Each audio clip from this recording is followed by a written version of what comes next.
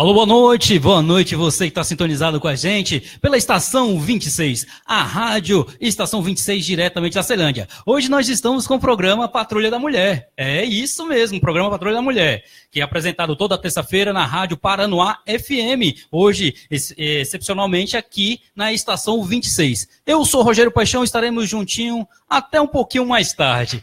E do meu lado aqui a doutora Jane, sempre muito elegante. Boa noite, doutora. Boa noite, Rogério. Boa noite, Elton. Boa noite, Loiane. Loiane, eu acabei de conhecer, uma querida, já é querida. A gente conversou um pouquinho ali fora e ela veio participar do programa, bacharel em Direito, então vai ser minha parceira futuramente aí no mundo do direito. Fiquei muito feliz em conhecê-la e a gente hoje vai fazer uma conversa com vocês, talvez um pouquinho diferente do nosso formato, que normalmente lá é sempre eu e o Rogério. A gente recebe durante a semana muitas perguntas, né, de amigos, de ouvintes, pessoas que querem esclarecer a respeito de seus direitos. Então, antes da gente começar, eu queria me apresentar um pouquinho para vocês. Lá em Sobradinho, Planaltina, as pessoas já me conhecem, Paranoá, porque ali eu digo que é minha praia, que é minha área, mas eu sou Jane Clébia e conhecem por doutora Jane, porque eu sou delegada da Polícia Civil e sou policial aí há pelo menos 20 anos, servidora pública do DF, já fui administradora em Sobradinho, e hoje tenho algumas pautas, vamos dizer assim, uma militância aí, especialmente quando a gente fala de direito da mulher.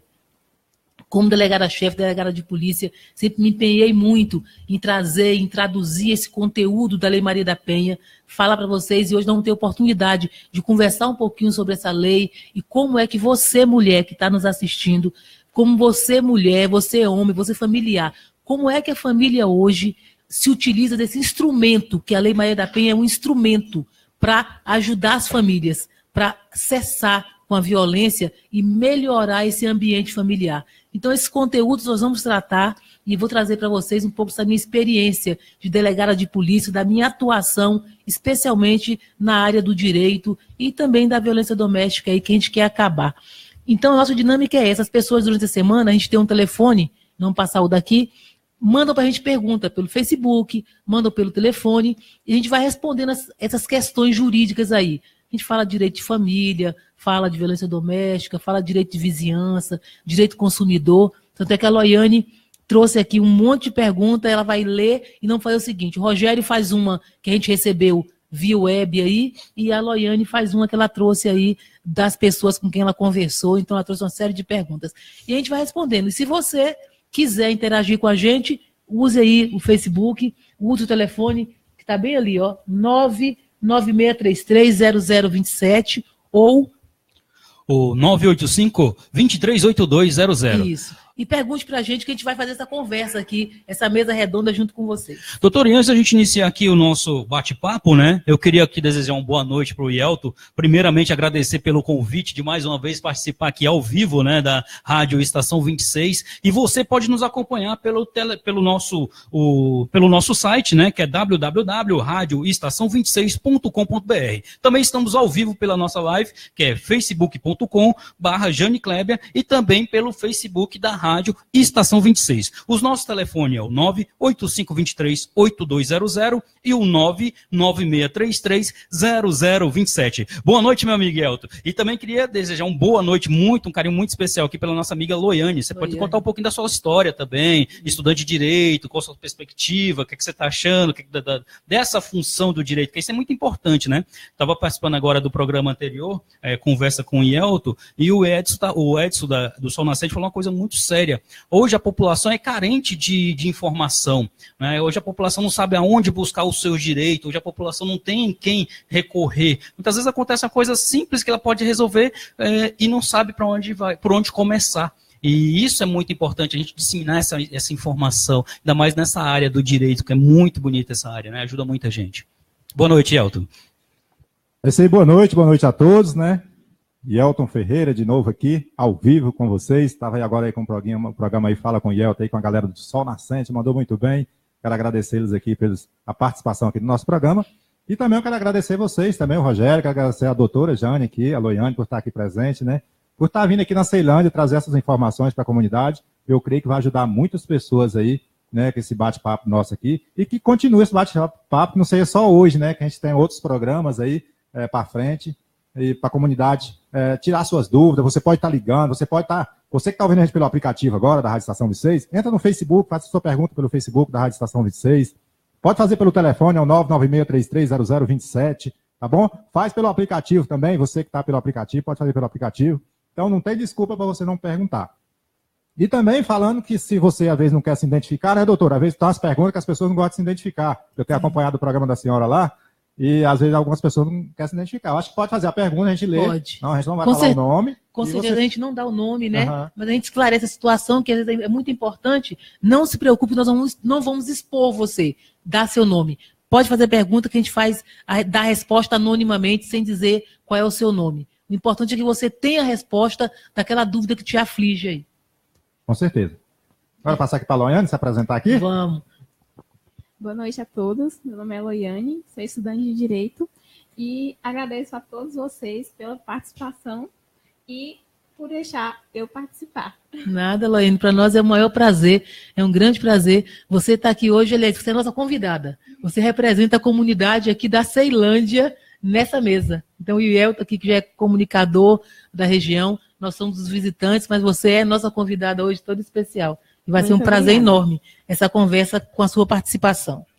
É interessante, doutora, a gente ressaltar aqui que a gente não está só na Ceilândia, né? Tem pessoas de vários lugares, inclusive do mundo inteiro, né? Pessoas de fora do Brasil. Então, aqui, da Ceilândia para o mundo, tá? É uma porta, uma janela que está se abrindo aí. E com certeza, de onde você estiver, você pode mandar para cá, que vai ser um prazer enorme a gente responder sua pergunta aqui no ar. Podemos? Rogério, só um pouquinho. Até para vocês entenderem esse formato, o Rogério falou no início aí do Patrulha da Mulher. Por que Patrulha da Mulher? A gente dá esse nome para fortalecer e empoderar as mulheres. Todas as ações que divulgarem a mulher, que empoderarem, permitirem que a mulher se fortaleça, então são importantes. Mas o programa Patrulha da Mulher é para a família inteira. Então você, homem, adolescente, jovem, mulher, todos podem fazer as perguntas que quiserem, que a nossa ideia aqui é responder, é ajudá-los. À medida que o programa for desenrolando, vocês vão conseguir entender mais ou menos qual é o formato, né? E aí vão poder interagir com a gente. Então vamos lá? Vamos sim. Então bora. Agora são 20h30, nós estamos ao vivo pela Rádio Web Estação 26. Loiane, fica à vontade, você pode começar. Tá? E aí a gente vai respondendo, a doutora Jane vai respondendo e a gente vai interagindo. Se você tiver dúvida em relação à resposta dela, você pode intervir, pode ficar à vontade, tá bom? Obrigada. Vou começar fazendo uma pergunta sobre a Lei Maria da Penha, que é contra a violência doméstica. O que fazer se alguém conhecido apresentar sinais de agressão? Posso denunciar anonimamente? Essa pergunta, Loiane, muito importante, e para todos que estão ouvindo, eu tenho feito um ciclo de palestras aí por Brasília para traduzir a Lei Maria da Penha. E um dos aspectos que eu destaco, Ielton, que é muito importante é esse. Porque a própria vítima, ou você que é parente, você que é vizinho, às vezes você sabe de uma violência, mas a pessoa, geralmente quem é agredido, a mulher que é violentada, ela é prisioneira dentro do próprio lar. Ela é prisioneira do medo, ela é prisioneira por causa da família, ela acha que precisa, às vezes, do companheiro, porque ele é quem dá o sustento em casa. E sabia que a lei tem solução para todas essas questões. Mas respondendo a sua pergunta, a própria vítima pode fazer uma denúncia anônima. Você que é vizinho, que é parente, pode denunciar anonimamente. O que hoje é proibido, o que é vedado? É a denúncia falsa. Você vai lá e só quer movimentar a máquina judiciária, vai atrapalhar o serviço da delegacia denunciando falsamente. Mas se você tiver realmente conhecimento de alguém, e mesmo que você não tenha certeza, mas você imagina, a mulher aparece com machucada, aquela história do cisco no olho, cair no banheiro, bati na porta, né? Bati na quina do armário. Então, essas mulheres machucadas que sempre tem uma desculpa para dar, pode ser que ela seja vítima de violência. E a gente percebe essas coisas, né? No relacionamento, na conversa, no convívio, na relação entre o casal. Então, o agressor, ele dá sinais. Então, se a mulher, você perceber que ela está sendo vítima de violência e que ela não tem condições de falar, você pode sim. No DF, você tem um telefone 197. Esse telefone é direto da Polícia Civil. Então, você liga no 97, faz uma denúncia anônima. Não precisa dar seu nome. E aí você vai me dizer o seguinte, doutora Jane, eu não tenho os dados completos. do autor nem da mulher. Dê características. Diga, por exemplo, na minha vizinhança, QNM, sei lá, 22, conjunto tal, casa tal. Tem um casal, ele é alto, ou é claro, é branco, é negro, é moreno, tem barba, tem bigode, o casal tem filhos, e essa mulher atende, dá lá o primeiro nome que você conhece, por fulano de tal, mesmo que não saiba o nome todo. E lá tem situação de violência, porque a gente ouve constantemente ela chorando, ou pedindo ajuda, ou gritos, e a polícia, com certeza, aquela denúncia anônima vai virar uma ocorrência. E aquela ocorrência vai para uma seção chamada SAM, que é Serviço de Atendimento à Mulher. Todas as delegacias têm esse serviço. Então, aquela denúncia anônima vai ganhar um protocolo e vai ser apurado. E se, por acaso, você fizer uma denúncia e a polícia não apareceu lá, você vai insistir, você vai encaminhar uma segunda denúncia, que com certeza eles vão ver, não é brincadeira. A situação é séria, porque chegaram 2 denúncias do mesmo local, da mesma autoria, ou com a mesma característica. E a polícia vai lá fazer essa investigação, mesmo que você não dê o nome. Então, para a própria mulher, a vítima, ela tem medo, porque muitos companheiros dizem o seguinte: se você for na delegacia, a hora que voltar, fica pior. Então, os que falam, vou te matar, ou então vou te agredir ainda mais, vou te bater mais, que é assim que ele diz. Ela própria pode fazer uma denúncia anônima, das características e não dá o nome. Quando eles perceberem, vai chegar a polícia ali para fazer uma investigação e vai dizer para ele, essa denúncia foi anônima. Então ela acaba escapando dessa segunda agressão, né? Ou desse temor de fazer a denúncia. Agora, o que a gente acha importante é fazer sempre a primeira denúncia. Desculpa, Eugênio. Quando a gente fala de violência, a violência ela é um ciclo. Então, assim, o agressor, é importante que diga, ele não te ama, quem ama não bate, quem ama, dá presente. Loiane, dá presente, dá brinco, dá viagem, não é isso? Dá cartão de crédito, chega em casa com perfume, leva para o cinema. Isso é demonstrar amor, se quer demonstrar com alguma atitude assim. Agora, quem bate, diz que é porque está com ciúme, porque ama, não ama. E a agressão que começa hoje com xingamento, que começa hoje com tapa, ela pode acabar numa morte. Diga, Rogério. Doutora, em relação mesmo a essa questão da Maria da Penha, a gente fez um programa passado, um programa para trás, e aí eu fui questionado a respeito da Maria da Penha se protege o homem. Porque, assim, tem casos de homens que também que sofrem agressões em casa, de mulher fica brava, joga panela de pressão, água quente, essas coisas. E nesse caso, ele também é amparado pela Maria da Penha ou não? A Lei Maria da Penha tem como sujeito passivo, assim, unicamente a mulher só pode ser vítima da Lei Maria da Penha, a mulher. Aí a pergunta é, e quando a mulher agride o homem?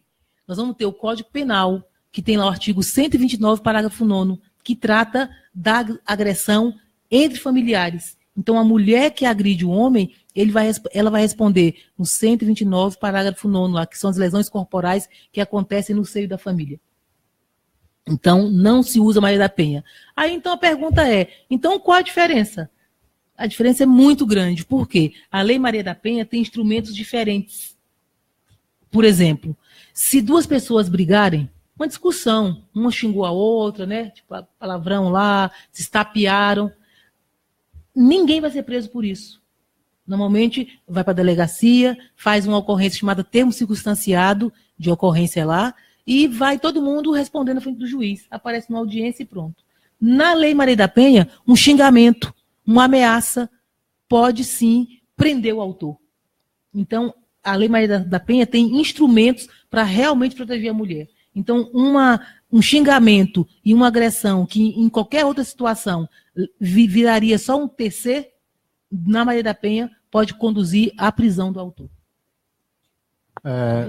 Ficou claro, Rogério? Sim, ficou claro. Então, assim, o homem, se for mulher agressora, vai responder sim, mas nos termos do Código Penal. Agora, se a vítima for a mulher, aí a gente vai usar a Lei Maria da Penha, que tem outros instrumentos para proteger essa mulher ainda mais. Vamos oferecer casa-abrigo para ela, ele pode ser preso se insistir, até nessa ameaça, e tem outras coisas que são importantes na lei para proteger a mulher.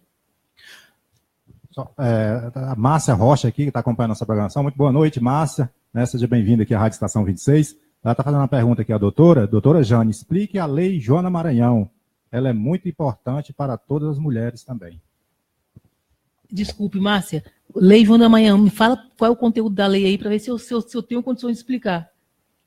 Isso, vamos aguardar ela passar. Isso, Márcia, passe aí para mim de que se trata a Lei Joana Maranhão e eu te digo se eu tenho condições de te dar uma resposta ou não. Tranquilo. Não seguir para a próxima pergunta, olhando ali, né? Não seguir para a próxima pergunta, você manda para a gente aí de que se trata, para ver se eu tenho conhecimento. Porque se não tiver, vou ser bem honesto e dizer, não tenho como te explicar. Mas se eu souber, a gente vai discutir.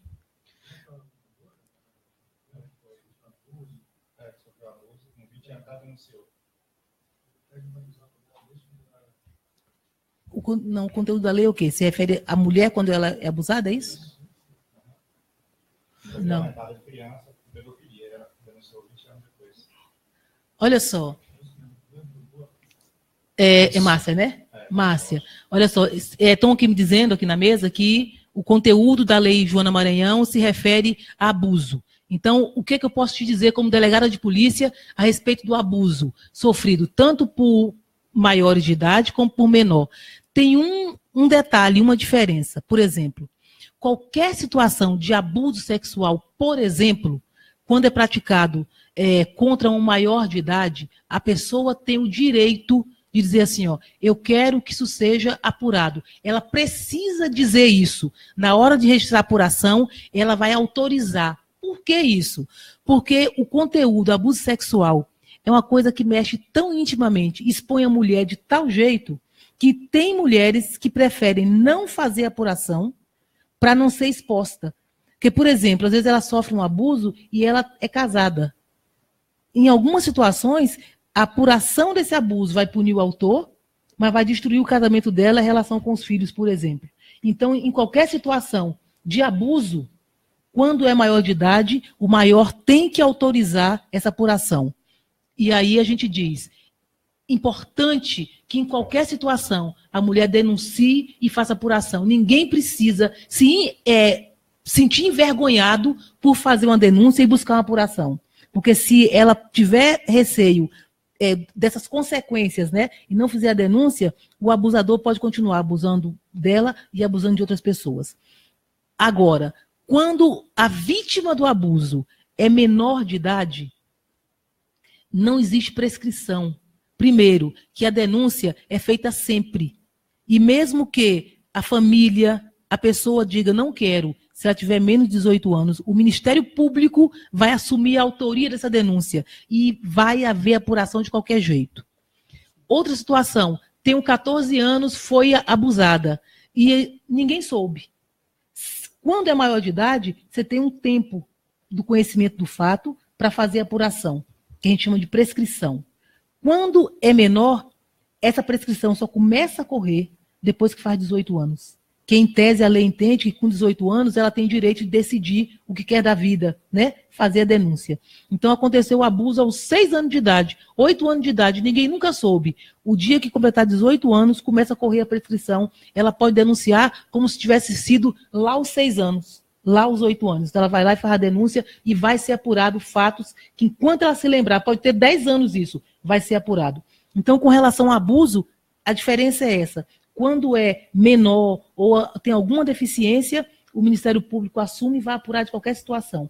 Quando for maior, o maior precisa autorizar que isso seja feito. Então, ela tem que fazer a denúncia e autorizar essa apuração. Agora, independente disso, quando você tem conhecimento em qualquer situação de violência, de abuso, é preciso a gente fazer a denúncia para que esse autor seja afastado. Enquanto você fala aí, pode falar que eu vou dar uma olhadinha aqui no que a menina... É isso aí, estamos ao vivo aqui, são 20 horas e 41 minutos, horário de Brasília, Rádio Estação 26 aqui. Você que está ouvindo a gente pelo aplicativo aí, acessa aí o Facebook da Rádio Estação 26, estamos ao vivo aqui. Você pode estar fazendo a sua pergunta aí, tá? Participando conosco aí, ao vivo e a cores. Márcia, eu estou aqui, alguém acessou para mim aqui, Lei Joana Maranhão, olha só, diz o seguinte, a lei determina que o prazo para prescrição dos crimes sexuais contra criança e adolescente só começa a contar quando elas completam 18 anos. Então, mesmo sem saber o título aí da lei Joana Maranhão, eu já te disse exatamente o conteúdo. Porque na nossa prática, né, do dia a dia, dentro da delegacia, é com isso que a gente lida todos os dias. Eu só não sabia que tinha esse nome aí, Lei Joana Maranhão. Mas significa exatamente isso. A partir quando a criança ou adolescente é vítima de abuso, só começa a contar o prazo para denúncia e para apuração depois que ela completa 18 anos. Isso é que vai diferenciar a denúncia em relação ao adulto. O adulto, isso tem prescrição. Porque eu tenho 20 anos, 25 anos, não interessa, fui abusada. Eu tenho aí um tempo, que é 6 meses do conhecimento da autoria, para ir lá e começar um processo. Se eu escolher não fazer a denúncia, em algum momento isso vai prescrever. Quando eu for fazer a denúncia, se eu tinha conhecimento há muito mais tempo de quem era o autor e não fiz, aí eu perco esse direito de iniciar um procedimento. Tá certo? Espero que você tenha entendido. Se não entendeu, pode colocar aí que a gente explica mais. É isso mesmo, doutora. Eu pesquisei aqui também, Joana Maranhão, e a senhora falou, eu falei, nem mostrei para a senhora, ia passar aqui a matéria, mas assim, a senhora tirou de letra. Tá muito bom. Parabéns. Agora são 20 horas e 43 minutos, estamos ao vivo pela Rádio Estação 26. A sua rádio web, a Rádio da Ceilândia para o mundo. E você pode ligar para a gente ou mandar seu recado pelo nosso telefone, que é o 96330027 ou 985238200. Estamos também ao vivo pelo Facebook. É isso? Vamos lá?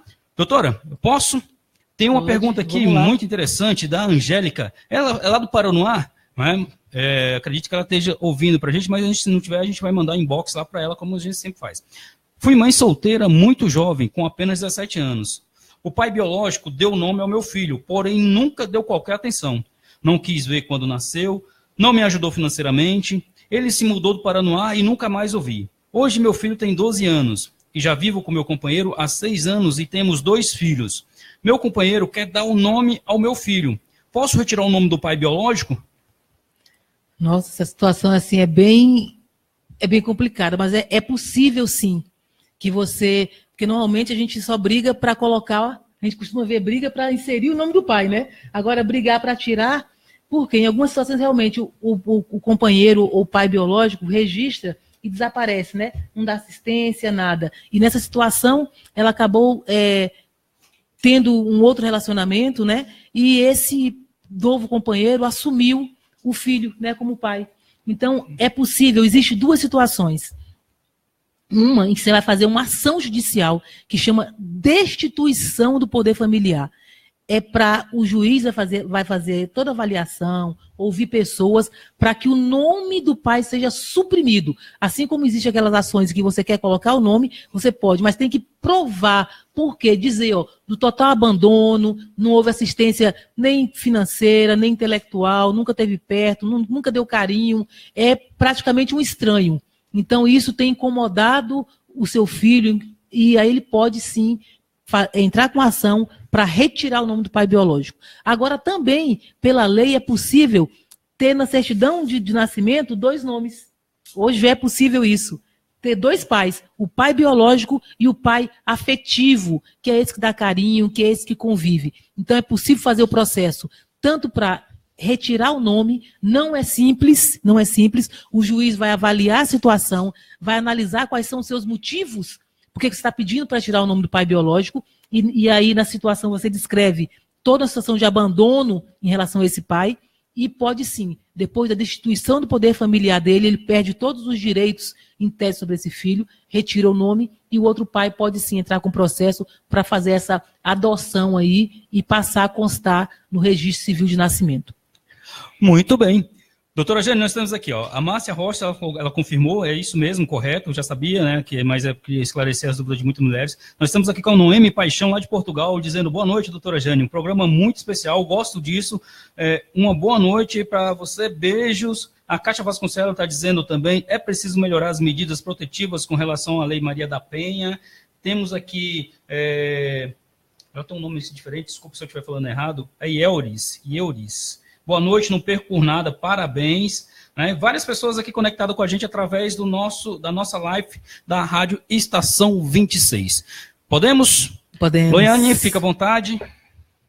Gente, isso aqui é quase uma sabatina.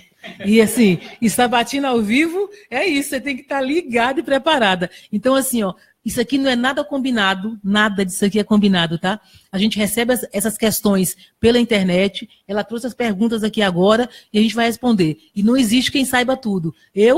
Foi bingo, hein? Ela me fez uma pergunta aí com o nome, eu não tinha ideia do nome, mas realmente o conteúdo é tão importante, o conteúdo dessa lei agora, Joana Maranhão, que a gente aplica isso no nosso dia a dia. Eu tenho de polícia 20 anos, como delegada eu tenho mais de 12 anos. Então, eu lido com isso todos os dias. Então, quando a gente fala, por exemplo, de abuso, eu sabia que o tema mais importante em relação ao abuso é a possibilidade da denúncia a partir dos 18 anos, né, de quem foi vítima na adolescência ou na infância. E coincide exatamente com o conteúdo dessa lei Joana Maranhão aí. Então, foi importante para vocês perceberem que aqui nada é combinado, tá certo? Então, pode ser que venha um assunto aí que eu não saiba. E eu sou bem tranquila para dizer assim, ó, sinto muito, não sei, pego o seu nome e te respondo depois. Mas o que for possível, nós vamos falar aqui ao vivo e vamos responder. Então, o programa é isso, tudo aqui é verdadeiro. Tem nada combinado, são perguntas reais, de pessoas reais, e a gente vai dando as respostas à medida que elas vão surgindo. A minha experiência com o direito aí já conta mais de quase 20 anos, né? Então, fiz defensoria pública há muito tempo, sou delegada de polícia atuante, já galguei dentro das delegacias todos os níveis, né? Fui carta horária, fui plantonista, fui delegada-chefe. Então, a gente lida com essas questões de direito todos os dias. Então, para a gente é interessante, a gente consegue dar essa assistência, especialmente da nossa experiência. Mas, se porventura tiver algum conteúdo que a gente não saiba, pode ter certeza que a gente vai responder para você em inbox. Você não fica sem sua resposta. Beleza, doutora. Tem mais pessoas participando aqui. Ó. Priscila Brandão está mandando um oi, pedindo para mandar um oi, um grande abraço. Programa top. Abraço, Prio, Zé Maria, né? Nosso querido tio lá, um grande abraço, tá ligadão com a gente também. Vamos agradecer também a presença aqui do Felipe, né? Que está dando aquele apoio pra gente, sempre tirando as fotos aí, postando, né? Tá cuidando ali do Facebook. A gente começou o programa, esqueci de falar do Felipe. Boa noite, Felipe. Muito bem-vindo, seja muito bem-vindo. Vamos lá? Fique à vontade. Gente, eu tô adorando essa cadeirinha aqui de balanço. Olha para um lado, olha para o outro, tô balançando. Igual o menino brincando na cadeira de balanço. Mas vamos lá. Ainda sobre a violência contra a mulher, a Lei Maria da Penha só vale para a agressão física? Não. O que a gente conhece, que a gente imagina, quando fala violência doméstica, a gente só pensa na violência física ou no feminicídio, né? Que é a morte da mulher pelo fato dela ser mulher. É um crime de homicídio com a pena agravada. Então, chama-se feminicídio. É morte da mulher porque ela é mulher, porque está no relacionamento, porque está na convivência ali, e ela morre por causa disso. Então, esse crime vai ter uma pena mais grave do que o homicídio por motivos diversos.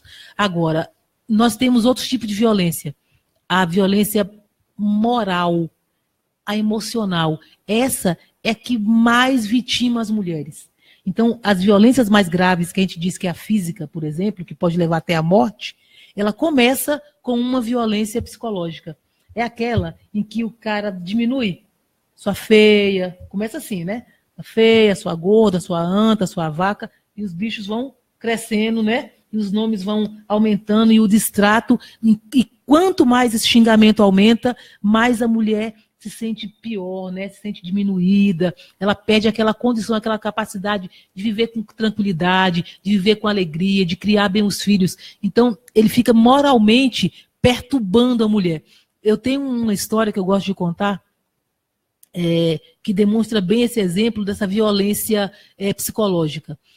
Um casal, e eles, casados, ele era extremamente ciumento. Então, em algum momento da vida, ele colocou dentro do quarto um gravador, pegou um celular, ele teve a capacidade de colocar o celular ligado na tomada para não cair a bateria e deixou o celular gravando os barulhos, os sons domésticos. E aí depois ele chega para essa mulher e fala o seguinte: vamos ouvir aqui, olha, esse aqui é o teu macho que entrou aqui na casa desse jeito. E os barulhos, era o barulho dela varrendo a casa, da porta batendo, nossa, dela entrando no quarto, isso, e ele perturbava ela psicologicamente, acusando de ela ter um outro homem, de traí-lo, e com barulhos que eram do dia a dia. Aquilo perturbou ela emocionalmente. Em uma conversa na delegacia com ela dizia o seguinte, que em algum momento da vida dela, ela quase acredita que aquilo era verdade, do tanto que ele perturbava e dizia para as pessoas uma coisa que ela não tinha feito. Então, as pessoas, elas são pródigas, elas conseguem inventar, o termo é esse, inventam esse tipo de coisa para ver como é que perturba a mulher. Então, xingamento é violência doméstica, existe abuso sexual entre casais. Isso é uma violência sexual. Aí a pergunta é, como é que isso pode acontecer? Por exemplo, o casal se desentende, o casal briga, e muitas vezes o homem chega a agredir a mulher, e mesmo depois da agressão, ela está lá chorando, ele quer ter relações sexuais com ela, por exemplo. E ela está chateada, está magoada, porque acabou de ser agredido ou apanhou, alguma coisa assim, e ela diz não. E ele vai lá e força ela a manter relações sexuais. Isso é agressão sexual, isso é violência doméstica. Por exemplo, tem alguns homens em alguns relacionamentos que impedem, proíbem a mulher de trabalhar. Você não vai trabalhar. Quando ela insiste, ele rasga o documento, pega identidade, carteira de trabalho, rasga tudo, você não vai trabalhar. Esse rasgar documento, isso é violência doméstica. É chamada de uma violência patrimonial. Por exemplo, o casal tem filhos e a casa foi comprada, por exemplo, com dinheiro do companheiro, do marido. E ele fala o seguinte, essa casa aqui é minha, fui eu que comprei. A televisão está aqui, essa geladeira, quem botou de casa foi eu. Aí ele às vezes se embriaga, final de semana é para isso. Delegacia, final de semana, é isso que a gente vê. Aí vai lá, quebra a televisão, quebra o armário, quebra a louça, ela faz comida, ele fala que não presta, essa comida tá uma porcaria, joga no chão, quebra tudo. Isso tudo é violência patrimonial, está caracterizado na lei, isso é violência doméstica, não pode. Se tiver um registro de ocorrência, ele vai responder por essa violência. Então, a violência patrimonial, a violência psicológica, a violência sexual, violência moral, são outras formas de violência, além da violência física. Então, todos esses comportamentos que fazem a mulher menor, né, que injuria ela, que é contrário àquilo que ela sente ou que ela acha dela mesma. Então, tudo isso, essa violência moral, essa violência psicológica, isso é crime e está tipificado na Lei Maria da Penha. Quando vai fazer o registro da ocorrência, tem que descrever, dizer, ó, ele me xinga desse nome, os nomes não são bonitos. Me xingou disso. Então, isso é violência doméstica, sim, não precisa chegar à agressão. E tenha certeza que começa pelo xingamento e depois isso vai agravar e vai acabar acontecendo a violência física. Muito bem. Começa assim, gatinha, e vai crescendo, isso, né? Não, quando namora é florzinha, tudo pequenininho. Florzinha, gatinha. Aí depois, quando começam as brigas, aí esses bichos crescem muito. Vamos lá, Yalto, fica à vontade. Tem uma pergunta aqui da Elisângela Magalhães, dizendo aqui, boa noite, tem uma pergunta a fazer à doutora Jane. O que a senhora acha da lei da palmada? Excelente programa, parabéns a todos. Vou dizer para você, eu vou dizer primeiro o que eu penso, te dando um exemplo. Quando eu era delegada, lá em Sobradinho 2, chegou à delegacia uma criança, devia ter em torno de 8 anos, mais ou menos, e a professora que estava trazendo. E ela tinha umas marcas nas costas. E as professoras vieram registrar ali uns maus tratos, em tese, contra a mãe. Isso é conduta minha, tá, como delegada. Dificilmente eu vou mandar fazer o registro da ocorrência simplesmente sem saber o que está acontecendo. O que eu fiz? Peguei os policiais, falei, peguei a viatura, botei a minha na viatura, falei, vamos na casa dela, ver o que está acontecendo. Antes de qualquer registro. Quando eu chego na casa, uma casa muito, muito, muito simples, na Vila Rabelo, muito humilde mesmo, e até difícil de acesso. Aí cheguei lá com a menina, mostrei para a mãe, e perguntei ela o que tinha acontecido. Isso antes do registro da ocorrência. Ela falou assim, olha, doutora, eu sou pobre, você está vendo minha casa, mas na minha casa não tem ladrão. A minha filha foi na casa do vizinho, pegou um dinheiro em cima da TV, e a vizinha veio me contar. Então eu corrigi ela. E por isso que ela está com essas costas marcadas. Aí eu cheguei para ela e falei o seguinte, ó, você não precisa corrigir para marcar, para quebrar braço, para quebrar cabeça, mas você precisa corrigir. Eu acho que isso é legítimo, porque se a criança perde o respeito do pai em casa, ela não vai respeitar mais ninguém. O menor círculo que a gente vive, isso é científico, é o círculo familiar. Então, na família, você aprende o respeito, especialmente, primeiro, aos pais ali, aos mais velhos e tal. Se você não respeita seu pai, não vai respeitar professor, não vai respeitar seu chefe, não vai respeitar seu vizinho. Então, é problema. Então, para mim, essa lei da palmada, ela não deve ser aplicada para impedir que o pai corrija o filho. Agora, a gente precisa deixar claro, a correção não tem que ser essa que corta, que machuca. Mas você tem que descobrir qual é o jeito de disciplinar o seu filho. Mas precisa ser disciplinado. E se a gente levar ao extremo essa questão da lei da palmada, você vai criar outros problemas. Por exemplo, vou contar um mais absurdo, tá? Que vocês vão ficar chocados. Eu trabalhava na delegacia da criança e adolescente. Aí chega a mãe de um adolescente trazendo o adolescente. A menina tinha uns 13 anos de idade. E, à época, eu nem era delegada, eu era agente de polícia ainda. Mas o fato foi tão marcante que eu nunca esqueci. Então, a mãe foi lá, conversou com o delegado. O delegado falou assim, Jane, leva a menina, a fulaninha lá que a mãe tinha trazido, para ver a cela. A ideia era que ela visse a cela da delegacia e se assustasse. Porque a menina estava aprontando em casa, a mãe não dava conta dela. Então, a mãe não dava conta, trouxe para a delegacia. Aí, na hora que a gente está mostrando, eu e a colega mostrando na cela para a menina pegou um celular, ligou para o pai. Vou repetir o que ela falou, tá? Pai, sabe onde a vagabunda da minha mãe me trouxe? Numa delegacia. E estão me mostrando uma cela fedorenta. Nossa. Gente, a minha cara de todo mundo quase, vai no chão. O que a gente podia fazer? Exatamente nada. Porque ela sabia que ela não tinha feito nada. Mas é para mostrar a que nível chega quando o pai perde o controle dos filhos. A filha está chamando a mãe de vagabunda. E o que o pai fez? Foi na delegacia, botou ela no carro e levou. Essa é outra questão que a gente precisa discutir. Eu sempre, com a experiência que eu tenho, é assim, pai e mãe.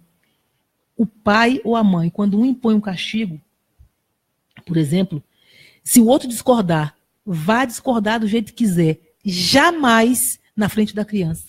Porque a criança percebe tudo. Pode ser pequenininha, 2, 3 anos, ela já consegue entender isso. Ela sabe quem protege, ela sabe quem dá bronca, não é isso? Então ela fica correndo, ela corre de um lado para o outro. E com isso, está formando o caráter dela. O caráter dela se forma nessa hora. Então, para mim, dentro de casa, é importante sim fazer a correção, mas você precisa saber como corrigir, mas você tem que se impor. Agora, não se imponha batendo, quebrando, mas com certeza alguma espécie de punição você tem que impor. Porque isso aí é desde que a sociedade existe, desde que a gente é gente, que as pessoas teorizam, a ciência política diz isso, que ou a gente tem alguma coisa sobre a cabeça. Na ciência política, isso chama assim, espada de Damocles. O que é isso? Teoricamente, sem ninguém ver, todo mundo tem uma espadinha em cima da cabeça. Sabe que espadinha é essa aqui? É o medo, é a lei. Ou você tem medo de alguém, tem medo da lei, ou então você vai ficar sem freio. Então, criança tem que ter freio. O freio começa em casa. Agora, não pode ser aquela agressão que machuca, que quebra braço, que corta a pele, né? Mas precisa, sim, ter uma correção, ter uma boa conversa, impor algum castigo, algum limite, tirar alguma coisa que a criança goste, para que realmente ela aprenda a respeitar o pai. E isso é muito mal interpretado, principalmente na parte das crianças, né? Eu já contei um fato disso lá no outro programa, na rádio, e assim, muitas vezes a própria criança, sabendo que o pai possa sofrer uma represária, ameaça o pai, né? Ameaça o pai. Vou te denunciar, né? Vou te denunciar. Aconteceu essa historinha com a gente lá, estava na casa de um amigo, vou contar novamente, né? E aí, o amigo deu um arroxo na menina, né? Na filha dele. Aí falou, se você fizer isso, eu vou chamar a polícia.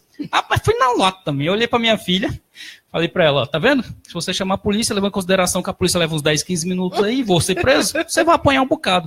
Então, assim, é muito mal interpretada a situação. Claro, isso é bíblico, né? Quem ama, corrige, né? Principalmente seus filhos. E a gente tem que realmente dar esse limite, porque hoje é o que a gente vê o mundo muito virado. O mundo virado. As pessoas não se respeitam mais. Mas, filho não respeita um pai, pai não respeita filhos, e virou essa bagunça que tá, e ninguém tem um controle da situação, e quando alguém quer tomar o controle da situação, aí vem um monte de gente falando que não pode, que vai deixar sequelas, que vai traumatizar a criança, que não sei o quê. E isso eu sou mãe, fui mãe, criei 2 filhos, tenho netos hoje, e é bem de experiência própria. E tem uma coisa que a gente precisa deixar bem claro, que é assim, ó, pai e filho não são amigos. Não tem que ser amigo 100% sempre amigo. Ó, a amizade do filho é muito importante. Você precisa ter. Mas você não precisa levar isso a um nível em que você perca o respeito dos seus filhos. Sim. Porque, às vezes, assim, o medo de não ter amizade do filho faz com que o pai fique tão liberal, fique igual. Ele acaba ficando igual aos amiguinhos. Ele quer ser amiguinho como é o coleguinha da escola com o filho. Então, não é isso. Pai tem um outro nível em relação aos filhos. Então, o filho precisa ter respeito. Tem sim que cultivar a amizade, é a coisa mais importante, porque quando você é amiga do seu filho, ele confia em você. Mas agora, você tem que impor limites. É assim, ó, você em relação ao seu filho é diferente. Você é amiga dele, sim, mas você é aquele que também disciplina. Não tenha medo de disciplinar seu filho. Então, seja amigo, para que ele confie em você e te conte tudo o que acontece com ele, que é muito importante para protegê-lo, mas também seja aquele que vai impor limites. Que se você não impuser limites ao seu filho, o mundo se encarrega de fazer isso. Doutora Jane, aí sim, dói muito. Olha só, a Elisângela fez um comentário muito bacana aqui, Elisângela Alves, ela diz assim, hoje temos filhos órfãos de pai vivos. Os pais jogam toda a responsabilidade de educar e ensinar para a escola. Olha só, que isso está acontecendo muito, né? Elisângela? Isso. Elisângela, eu fui professora, 10 anos da minha vida professora. E no meu tempo, quando eu era professora, que já não sou professora há pelo menos uns 15 anos, era muito real isso. É o pai, por quê? Trabalha, né? Tem dificuldade, passa o dia todo fora. Quando chega em casa à noite, tem que limpar a casa, tem que fazer comida, tem que cuidar da casa. Final de semana, ele quer descansar. Então, ele gasta pouco tempo ali na educação dos filhos. Joga para quem? Para a escola. Então, e aí a dificuldade, porque se forem bons professores, bons educadores, você vai ter o filho bem educado. Mas lá, às vezes, essa educação é feita por quem? Pelo colega, né? Vai ter todo tipo de conhecimento e convivência e não vai ter a educação que você e a experiência que você poderia, como pai, dar para o seu filho. Então, assim, a escola tem um papel importantíssimo, mas não é possível o pai negligenciar a educação dos filhos, entregando só para a escola essa tarefa. Ele tem que participar. Verdade. A educação começa em casa, né? Começa em casa, sempre, sempre, sempre. E isso é muito importante. Às vezes o pai fala, não, trabalhou o dia todo, à noite quer ver uma novelinha, né? Quer relaxar, quer descansar um pouco, final de semana quer se relacionar com a família, ou quer no final de semana lavar a casa, lavar roupa, passar roupa. Mas você precisa, tem filhos? Gaste um tempo com seu filho. Vai ser muito importante para o futuro da sua família e do seu filho como ser humano na sociedade e em casa mesmo. Porque se você, de pequeno, conseguir torcer, né? Como dizem, diz que a árvore você torce pequena, né? Depois que ela engrossa os galhos, você não consegue torcer mais. Verdade. Judite Paixão está dizendo aqui, eu concordo plenamente. Sabemos que existem extremos ou não. Existem limites ou punições muito severas. Também a Kátia Vasconcelos deixou outra pergunta para ti aqui, Jane, isso aqui é muito interessante. Doutora Jane, a pobreza e abusos estimulam casamentos infantis no Brasil? Os abusos, eu não diria pobreza, porque, assim, infelizmente, né, dificilmente uma pessoa pobre fala assim, eu vou me casar hoje para sair da situação de dificuldade. Até porque não tem muitos príncipes por aí querendo resgatar as pessoas que não têm nada. É uma brincadeira, mas isso é muito real. Então, agora, a situação de abuso, sim, leva muitas pessoas a buscar o casamento como alternativa. Então, às vezes, tem uma vida muito pobre, né, de muita dificuldade, ou de um relacionamento ruim em casa, então faz com que a mulher, o próprio homem, o homem geralmente, quando é assim, ele sai de casa, né? Sai de casa e vai viver a própria vida. Mas a menina, em regra, que hoje já isso está mudando, viu? Mas para sair de casa, ela precisava se casar. Então, às vezes, ela buscava um casamento para se livrar de uma situação ou de um convívio ruim em casa, ou pela pobreza, né? Ou pela agressão, ou por situação de abuso.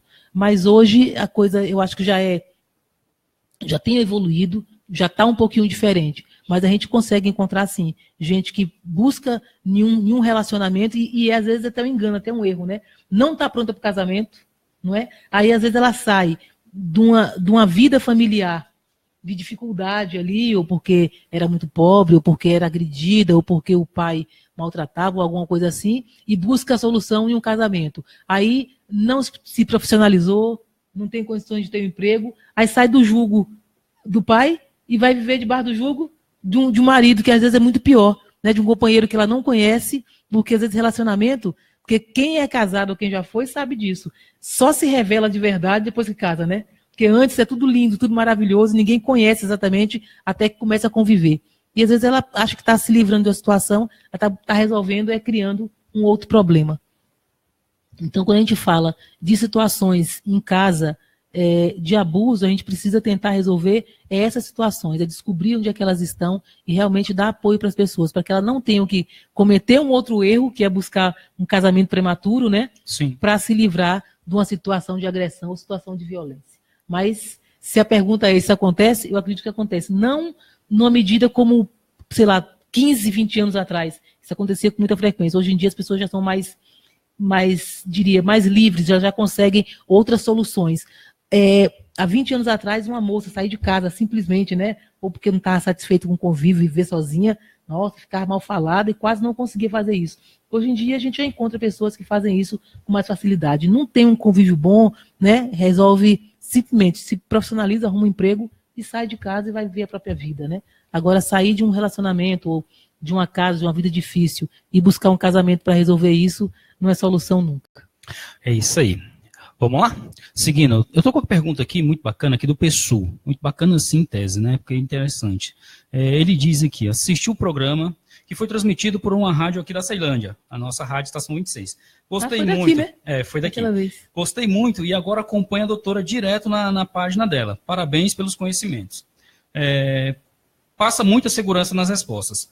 Aí ele diz aqui, ó, fui traído por minha companheira e toda a família, amigos meus e dela, além dos colegas de trabalho, ficaram sabendo, o que me constrange muito. Sou vítima de piadas na minha vizinhança, porque ela gravou um vídeo aos beijos com outro homem. Aí ele colocou aqui o barzinho, né? Se mandar aqui o mexão aqui, a gente fala o nome, né? Mandou aqui o barzinho. E só tirou das redes sociais porque a mãe dela pediu. Tudo isso por causa de uma briga que tivemos em casa. Tenho provas da traição? Posso entrar com uma ação pedindo danos morais contra os dois?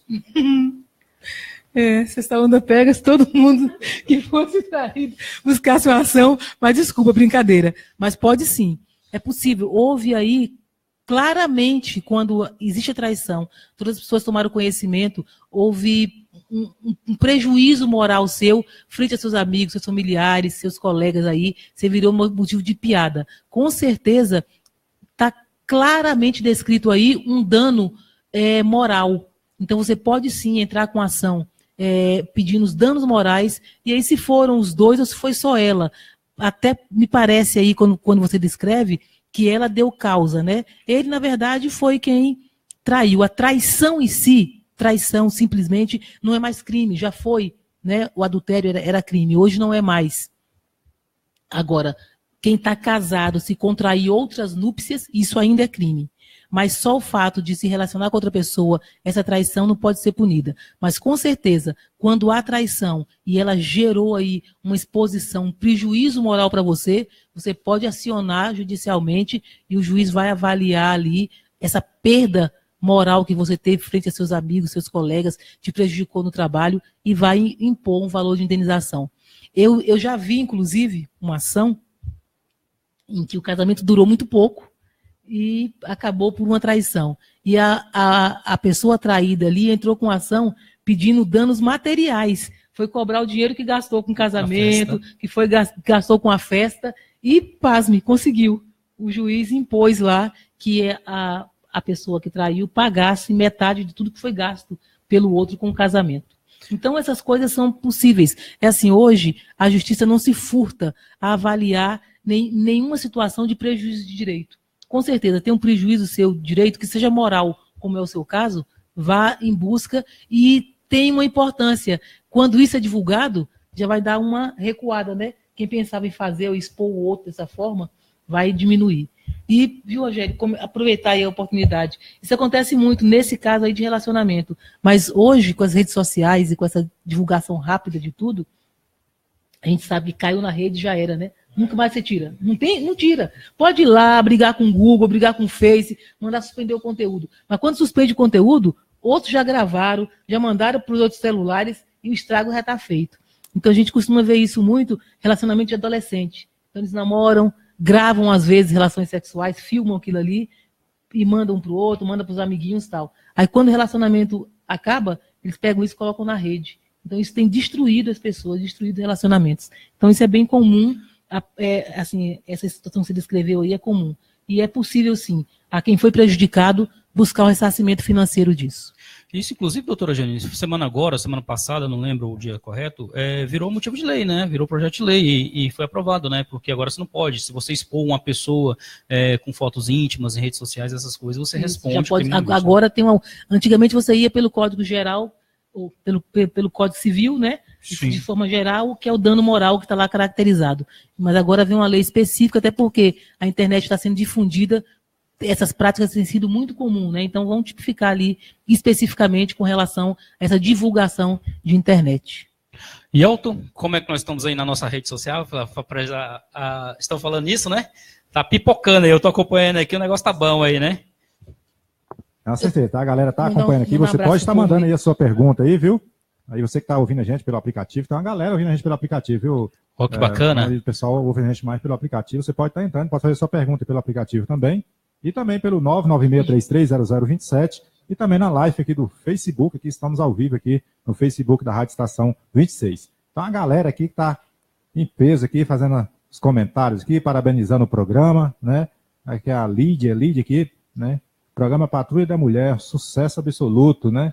Legal. Várias pessoas aqui comentando, depois a gente dá uma olhadinha, porque senão a gente for ler tudinho aqui, a gente não vai conseguir passar o máximo de informações para a comunidade. Márcia Rocha, Judite, Ivanete, Thalita, Simara, Solange da Cruz, boa noite, doutora Jane, todos da Rádio Estação 26, boa noite, Solange, Edilson, Mônica, Daide, mando boa noite para você, Elton, é seu amigo, sua amiga aqui no Face, Margarete, Milete, está dizendo que tá bom o programa, pena que as delegacias estão fechadas para nos atender.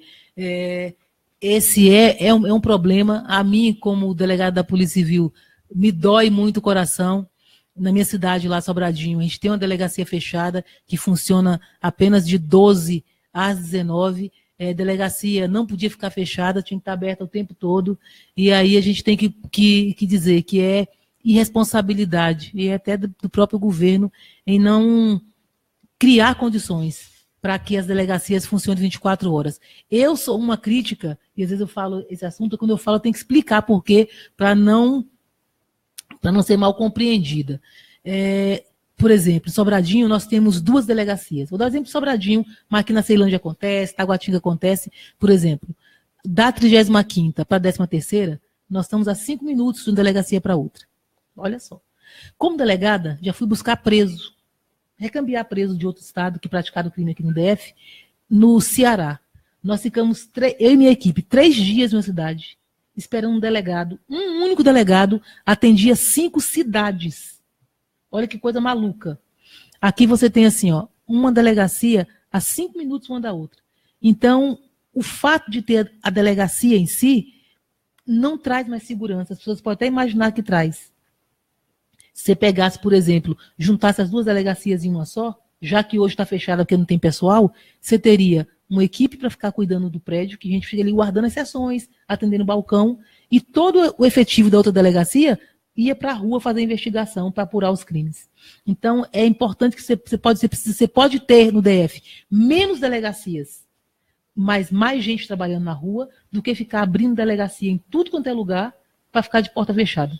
Então, delegacia de porta fechada não funciona, não resolve.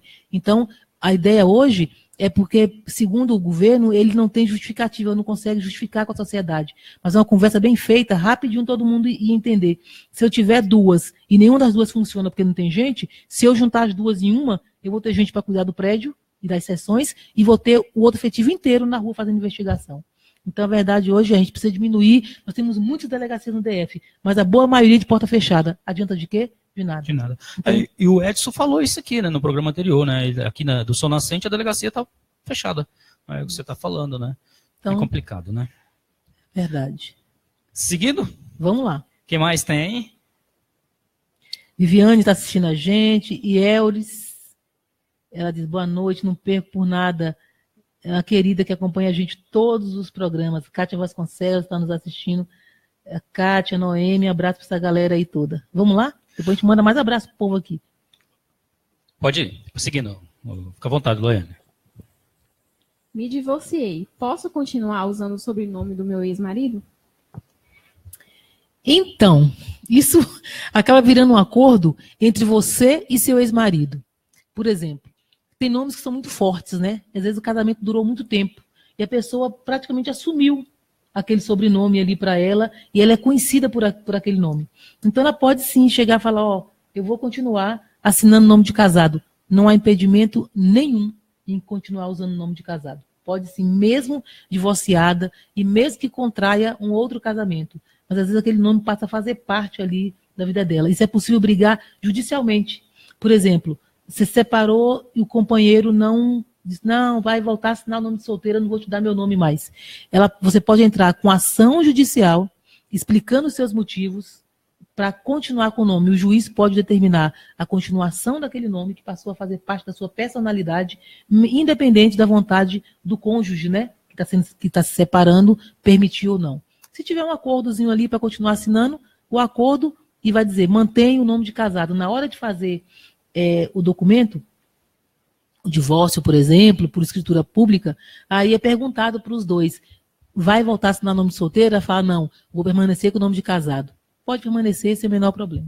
Doutora, e se ela casar novamente? Se essa pessoa casar novamente, aí ela insere o nome do novo vai acumulando nomes. Bota o terceiro, bota o quarto nome, mas ela também pode, na hora de se casar, dizer com qual nome ela quer ficar. Ah, sim. Hoje existe a possibilidade do homem trazer o apelido que se chama, né? Que é o nome da esposa. Em vez da mulher ganhar o nome do marido, hoje pode sim a mulher dar nome ao companheiro. E ele sim levar o nome. Eu conheço uma família que são os homens que pegam o nome das mulheres. Que as mulheres são bravas, falam, ó, tem que trazer o meu nome. E eles levam o nome da esposa, não tem problema nenhum isso. E nesse caso aí é o Código Penal que resolve, né? Não Maria da Penha, né? Doutora Jane, eu estou aqui com a Isabela Andressa. Ela diz assim, o Brasil está um caos. Precisamos de pessoas como você, pessoas humanas. As pessoas estão se sentindo meio que abandonadas. Isso acontece muito, né, doutora? As pessoas estão carentes, né? Carentes de gente séria, né? Sim, de gente que respeite umas às outras. As pessoas hoje em dia, nós vivemos num mundo, infelizmente, de muito desrespeito. E aí desrespeito por parte dos governantes que não nos respeitam, na verdade. Às vezes, esse desrespeito acontece nas instituições, que é uma coisa que me deixa muito triste. E, normalmente, eu primo por isso, eu prezo por isso. Nas delegacias, a pessoa chegar e ser mal atendida. Eu já fiz palestra, estou lá falando da lei, dizendo, denuncie, vai na delegacia, falar, mas chega lá, é maltratado pelo policial. Então, assim, instituição pública, aí é na polícia, nos hospitais, nas escolas, nos órgãos de fiscalização, nas CAESB, SEB, seja lá onde for, quem está do lado de cada balcão, o emprego dele só se justifica pelo público. Se não tiver público, ele não tem emprego. Então, ele tem que entender isso, tem que atender todo mundo com cordialidade, com respeito. Então, acho que nas relações profissionais, nas relações em casa, o que falta é o respeito. Se a gente tivesse respeito, né, entre as pessoas, eu acho que o mundo seria bem diferente, não seria? É verdade. Isso em todo lugar, né? No trânsito, colégio, em casa. Hoje as pessoas estão... Tudo. Está assim, muito o mundo cada vez mais individualista. Isso. Cada um por si e o outro que se arrebente, né? E as pessoas estão deixando de ter aquele companheirismo, de dar um bom dia. Respeito pelos mais velhos, né? Quantas pessoas desrespeitam o outro, verdade. Né? Vamos lá, seguindo. Eu estou aqui com a pergunta da Cláudia do Itapuã. Meu irmão teve um filho com uma jovem que usa drogas e não tem endereço fixo. Meu irmão não registrou a criança. Hoje, ele é empresário aqui na cidade e agora quer pegar a criança para criar, que já tem 4 anos e não está na escola. A mãe não aceita, mas não cuida bem da criança, que vive mal cuidada. Como fazer? Peraí, só para se eu conseguir entender. O irmão não convivia com a criança, agora é a mãe que não cuida e ele melhorou de vida e quer cuidar, é isso? Isso, é porque ela é usuária de drogas, não tem endereço fixo, não tem nada. E aí ele melhorou, registrou a criança, né, e melhorou. Hoje ele é empresário e quer cuidar da criança e a mãe não quer deixar. Olha só, a criança tem direito ao convívio com a mãe e com o pai. É isso, o ideal é que fosse uma coisa pacífica, né? Entre o casal, que se resolvessem ali e trabalhassem ou os dois na chamada guarda compartilhada. O que é a guarda compartilhada? Pai e mãe decidem o futuro da criança. Não é só ver final de semana, não. É participar ativamente da educação, do que ela veste, o que ela come, com quem ela anda. Isso é guarda compartilhada. Mesmo que em casas diferentes, cada um pode preparar um ambiente na sua casa para receber a criança. E ela vai entender que ela tem um pai e uma mãe que vivem em casa separada, mas que ela tem o amor e o carinho dos dois. Quando um cria dificuldade, e aí já tem um crime que chama-se alienação parental, isso existe e acontece muito, é quando para prejudicar o outro, porque brigou, ou porque o relacionamento acabou, ou porque não gosta simplesmente, começa a encher a cabeça da criança ali, meio que envenenar aquele ambiente para que a criança não veja o outro e não tenha esse convívio. Começa a atrapalhar, impedir o convívio. Então, para isso aí tem a justiça. Esse pai que quer participar da vida do filho, ele tem direito de participar e a criança tem o direito de ter um pai. Então ele faz o quê? Busque uma ação judicial. Normalmente a pergunta é, com quem fica a criança? Sempre com a mãe? Não. Quando o juiz vai decidir guarda de filho, vai decidir pelo melhor para a criança. Quem dos dois, pai ou mãe, oferecer melhores condições para a criança, é esse que vai ter a guarda. Em regra, a criança fica com a mãe. Mas é possível, sim, uma mãe que negligencia, uma mãe que não cuida, uma mãe que vive na rua, uma mãe que é usuária de drogas, isso. Ele pode fazer prova disso, de que ela não cuida direito, de forma testemunhal, fotografia, testemunho de vizinhos, de amigos, e provar que ela não tem condições para criar aquela criança. E o juiz pode, sim, deferir a guarda aí para esse pai. O ideal é que os dois possam participar ativamente da criação do filho. Não sendo possível, e se um já está demonstrando aí maus tratos, essa negligência, essa falta de cuidado, o pai com certeza pode entrar na justiça, mesmo a criança já tendo 4 anos, ainda está em tempo de ele resgatar e participar da formação e desse convívio com a criança. Doutora Jane, nesse caso, a mãe não cuida, a mãe é negligente. Consegue também diminuir o valor da pensão ou não? É assim, ó, quando a gente fala de pensão alimentícia, a gente fala de necessidade, são 2 binômios que falam, necessidade e possibilidade. É o quanto a criança precisa e o quanto que esse pai pode pagar. Então, se essa pensão, a gente fala o seguinte, que nunca transita em julgado, significa, essa ação, enquanto durar a situação do alimentando, essa ação pode ser mexida. Para que serve isso? Passam 5 anos, você paga uma pensão, sei lá, de R$1.000. Você tinha emprego lá de 10 mil e pagava R$1.000. Por exemplo. Aí chega um momento que você ficou desempregado. E agora? Você pode sim ir lá e dizer o seguinte, senhor juiz, eu ganhava 10 mil, pagava 1.000. Hoje eu não tenho emprego. Eu só posso oferecer R$200. O juiz vai avaliar a situação e pode baixar o valor da pensão. O contrário também é real. Por exemplo, ele paga R$1.000, sei lá, paga R$500 numa pensão. E ganhava, sei lá, 2 mil e pagava 500. Aí de um tempo para o outro ele vai lá, se forma, melhora de vida, está ganhando 10 mil. A mãe pode ir lá dizer o seguinte, olha, ele pagava R$500 de pensão quando ganhava 2, agora está ganhando 10. Então ele pode aumentar? Pode. Então a situação de pensão alimentícia, ela pode aumentar ou diminuir de acordo com a situação, com a necessidade da criança e com a possibilidade de pagamento de quem paga, se é o pai ou se é a mãe. Porque tem situação que o filho mora com o pai e quem paga a pensão é a mãe. Em regra, é o inverso, mas em qualquer situação, aquele que paga a pensão alimentícia, ela pode aumentar ou diminuir de acordo com a possibilidade de pagamento e com a necessidade de quem está sendo alimentado. Muito bem. Loiane, temos mais uma? Vamos lá. Fui parado em um blitz por suspeita de embriaguez. Sou obrigado a fazer o teste do bafômetro? Regra geral do direito. Ninguém é obrigado a produzir prova contra si mesmo. Então, pediu para você soprar o bafômetro. Se você não quiser, você não precisa. Agora, quando você não sopra o bafômetro, a lei já cria alguns mecanismos para que a polícia faça essa aferição da sua embriaguez, por sinais, por exemplo. Então, coloca lá que você estava com olhos avermelhados, trôpego, falando com a voz embargada, falando inglês, né? Então, todas essas características aí vão indicar que você estava embriagado. Então, a obrigação de fazer o bafômetro não existe. Você pode se recusar, mas aí o policial vai te conduzir para a delegacia e você pode sim ser autuado, mesmo sem soprar o bafômetro, desde que você apresente sinais ali de embriaguez. E menos R$3.000 na conta. Menos R$3.000 na conta. A multa é altíssima, né? Você vai sofrer um processo e o juiz, na hora de definir, ele pode suspender a sua carteira ali pelo prazo de até 2 anos de suspensão. E tem o exame toxicológico, né? Que ajuda. Pode ser feito. Agora, como o exame toxicológico é um exame que a gente chama de invasivo, né? Porque ele precisa ir lá e colher seu sangue. É mais ou menos a mesma questão com relação a soprar o bafômetro. Se você se recusar a fazer o exame toxicológico, ninguém pode te obrigar a colher aquele sangue.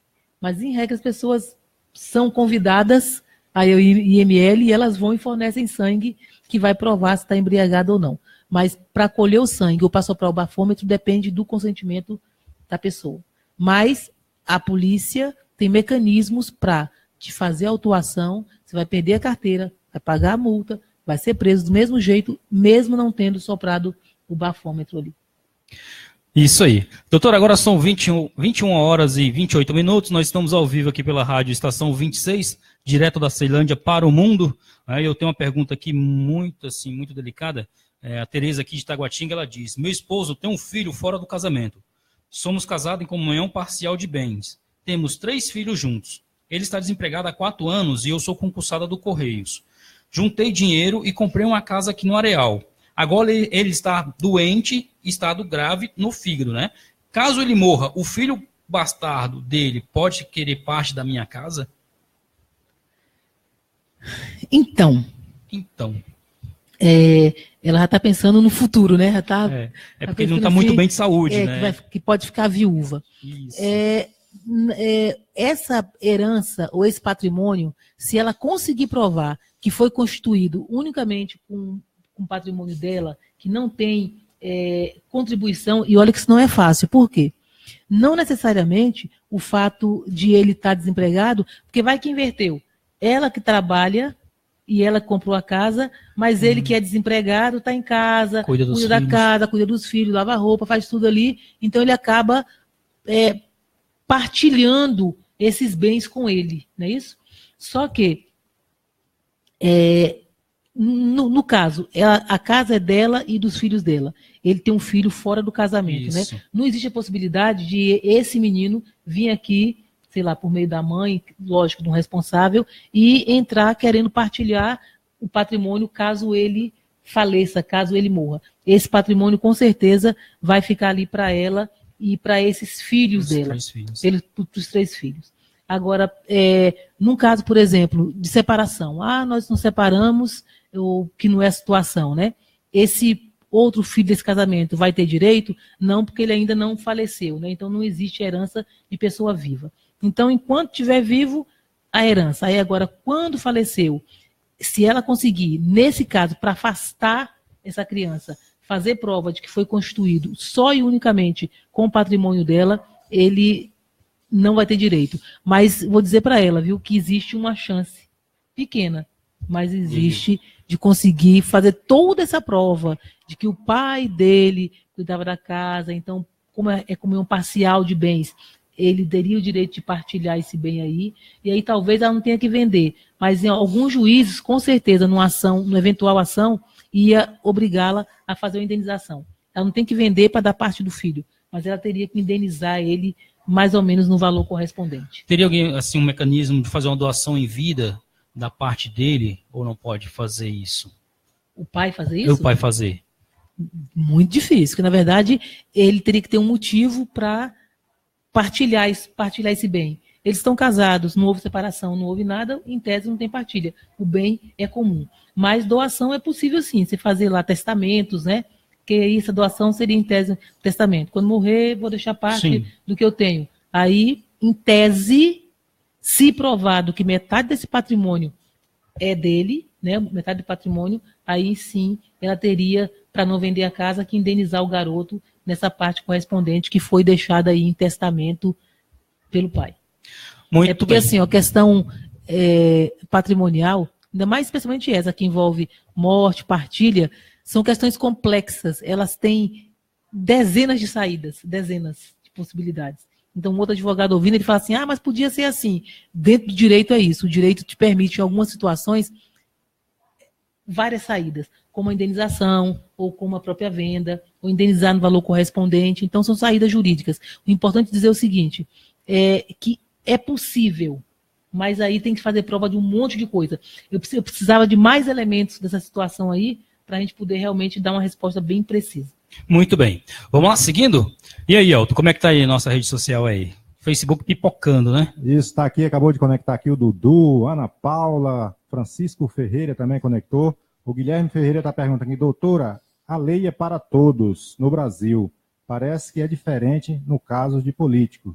Qual é a sua opinião? Eu sou bacharel em Direito, sou delegada de polícia, então, se você me perguntar, eu vou exigir, vou querer sempre que a lei seja igual para todos. Agora, hoje a gente tem visto, e aí quem está acompanhando televisão está começando a mudar. Quando, e Elton aí para nós estamos aqui, quando que nós íamos imaginar ver, por exemplo, um presidente da República investigado? Né? Ver esses bandidos, vamos dizer assim, do colarinho branco, né? Que são internados, que puxam a mala de dinheiro, né? Mesmo que nós víssemos a situação, a gente não conseguia vê-los punidos. Então, para mim, hoje, o Brasil, nós estamos reescrevendo a nossa história. Nós estamos vivendo um momento tão importante para dizer assim, todo mundo é igual. Então, mesmo você que acha que o poder econômico, que acha que é político, não pode roubar, pode meter a mão, não vai ser investigado, hoje a polícia a justiça já consegue alcançar essas pessoas. Eu ainda acho que está pouco. Quando você expõe, então a vida pública dele foi exposta, né? Aí vai lá, tem esses acordos de delação premiada, e o cara vai lá, é preso, entrega os outros. Só que aí nós temos visto o quê? Um ano depois, o cabra na rua de novo. Nem isso. E aí ainda vem dizendo o seguinte, o Estado de São Paulo não tem tornozeleira eletrônica. Então ele vai sair sem tornozeleira eletrônica e vai para casa. Isso é piada, né? Isso é piada, infelizmente. É piada. Por quê? No sistema carcerário hoje, você vê pessoas que foram condenadas, por exemplo, a um crime que a pena é de semi-liberdade. Então ele sequer tinha aqui preso e ele está 2, 3 anos cumprindo fechado. Se ele tivesse advogado, tivesse dinheiro, ele ia entrar com a ação e ia para casa igual esses, com tornozeleira eletrônica ou não, ou para prisão domiciliar. Porque, na verdade, o regime de cumprimento de pena inicial dele não é fechado. Então, a gente vê ainda que a lei não está sendo aplicada igual para todo mundo. Igualzinho o colega está falando aí. Então, hoje, políticos ainda parece que tem mais regalia, mas não é, porque ele tem mais dinheiro, né, tem mais conhecimento e consegue usar isso. E a população hoje ela é carente, ela não tem condições de se igualar ou de conseguir pagar um advogado que a gente sabe que é caro, né, para ver esses seus direitos. Mas hoje, o que a gente vê socialmente, a possibilidade desses políticos que antes achavam que podiam tudo, né, e nunca seriam pegos, a gente já começa a vê-los presos. Eu tenho um sonho que, além dessa prisão, que para mim está durando muito pouco, a justiça tivesse a possibilidade de suprimir, de tirar os bens. Para mim, a punição maior desses políticos ladrões é tirar os bens. E aí é bem dele de laranja, porque, na verdade, eles põem os bens em nome de esposa, de filho, de cunhado, de todos, de amigos, de quem está em volta. Então, era uma apuração para identificar onde está esse patrimônio e sequestrar tudo, deixar sem nada. O que ele não puder provar com a renda salarial que ele ganha, porque assim, quanto é que você ganha mensalmente? Qual é o gasto que você tem para ter esse padrão de vida? O que sobra? Dá para ter esse patrimônio milionário? Não dá, não. Então, vamos confiscar isso aqui tudinho de você. Aí sim ia ser uma punição justa. Porque só essa prisãozinha que está acontecendo aí, hoje só tem para mim o prejuízo moral. Porque ele fica exposto, a família fica exposta. Mas a prisão, para eles, está valendo a pena. Porque fica ali 1 ano, 8 meses, está todo mundo na rua e pensando assim, o crime compensa, né? Porque vai usufruir ali com vergonha, mas vai usufruir do dinheiro público que roubou. Então, esse repatriamento, essa possibilidade de recuperar o dinheiro que está sendo subtraído, para mim, ainda não está sendo bem feito, ainda está pouco. E muitas vezes ainda fica jogando piadinha, né? Faz piada. Amanhã eu tiro essa tornozeleira e vou viajar o mundo todo, né? É isso. É, verdade. E o pior de tudo é que o pessoal ainda esquece depois, né? Isso. Você vê, o Fernando Collor aí, né? Exatamente. Aprontou tanto e tá aí, já querendo vir a presidente já. E, Elton, nós vamos ver isso, sabe quando? Nas próximas eleições. Esses que estão expostos todos os dias, que está claramente, a Lava Jato tem demonstrado que estão roubando, pegando dinheiro público, dinheiro que podia estar construindo hospitais, construindo escolas, porque essas pessoas, elas matam também, tá? Não Muito. usam uma arma, não usam um revólver para matar, mas quando elas subtraem dinheiro, como foi aquela história do Gedel, que tinha uma sala cheia de milhões, 51 milhões em uma sala, aqueles milhões, com certeza, deixou de consertar um aparelho no hospital, diminuir um leito de UTI. Então, aquelas mortes que acontecem por falta de leito de UTI, com certeza, tem que ser atribuído a essas pessoas. Então, elas matam mais do que esses que estão na rua com revólver matando as pessoas. Porque esse dinheiro público podia, sim, melhorar a escola, especialmente com relação à nossa saúde, à nossa segurança. Então, se a nossa vida hoje não é muito boa, é porque essa corrupção sistêmica está entranhada em todos os níveis. Então, nós precisamos dar o troco como? É assim, o político exposto ali porque roubou. A gente não deve reeleger essas pessoas. Porque se reeleger, eles vão continuar praticando as mesmas questões, as mesmas coisas, a mesma corrupção. Então, a gente precisa limpar. Agora é o momento da gente passar o nosso país a limpo. Daqui 6 meses, nós vamos entrar no processo eleitoral. Então, é todo mundo analisar a vida. Vou votar em quem? Vai na internet, que é muito fácil, e pesquisa a vida dele. Para ver se é ficha limpa, para ver se já teve algum processo, né, de subtração de dinheiro público. Se tiver, não vote de novo, porque essas pessoas, para que a gente possa realmente mudar a nossa vida. Aí sim a gente consegue mudar a vida das pessoas. Isso é verdade, doutora. E ter a consciência que eu vou votar, mas eu vou votar naquela pessoa que realmente não tem nada que desabone a sua conduta. Porque o que eu mais ouço hoje na rua trabalhando é que as pessoas dizem assim, eu não vou votar em ninguém, eu não vou votar em ninguém. Isso é um perigo, doutora, porque as pessoas que estão deixando de votar, os mesmos que estão lá já têm os votos comprados. Isso então, mesmo. A gente não vai ter concorrência para tirar que ele já está lá. Então ele vai continuar, porque quem vendeu o voto, eleição passada, vai vender agora. Então o voto garantido ele já comprou. E a gente que não tem o voto vendido, a gente tem que lutar contra esses que já venderam os votos. Está insatisfeito com a política? Vamos votar para tirar esses bandidos que estão aí claramente sendo apurados pela polícia, investigados. E aí colocar pessoas que realmente você conheça o passado, saiba do trabalho delas. Então, a perguntinha, só para resumir, para mim, hoje ainda existe uma classe política privilegiada, mas com certeza, já há uns 3 ou 4 anos aí, com essa possibilidade de Lava Jato e essas operações que estão acontecendo, nós estamos vendo essa realidade mudar. Coisa que era impensada no passado, Verdade. De ver esses políticos investigados, hoje nós estamos vendo. Inclusive, o presidente do país está lá, sendo aberto inquérito, né, um atrás do outro, em desfavor dele, o que antes não era possível. Então, realmente nós estamos mudando. O Brasil, com certeza, está avançando, a gente vai avançar mais.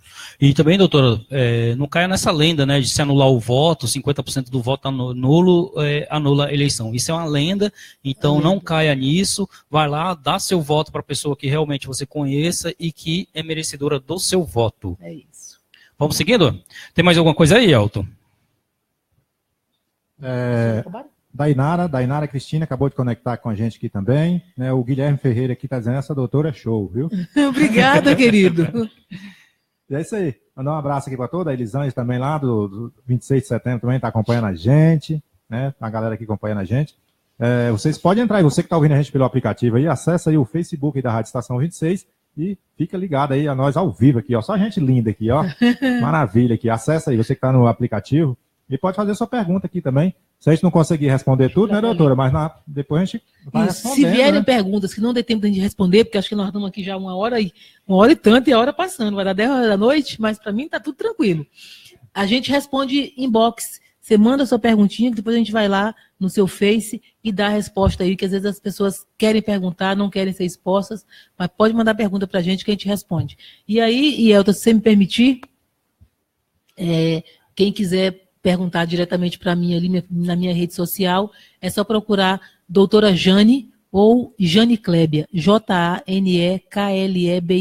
Jane Clébia, tô no Facebook, tô no Twitter, tô no Instagram e tem nessas páginas aí, é só me encontrar, doutora Jane, mande sua perguntinha lá que a gente te responde. E temos um site também, né, doutora janeklebia.com.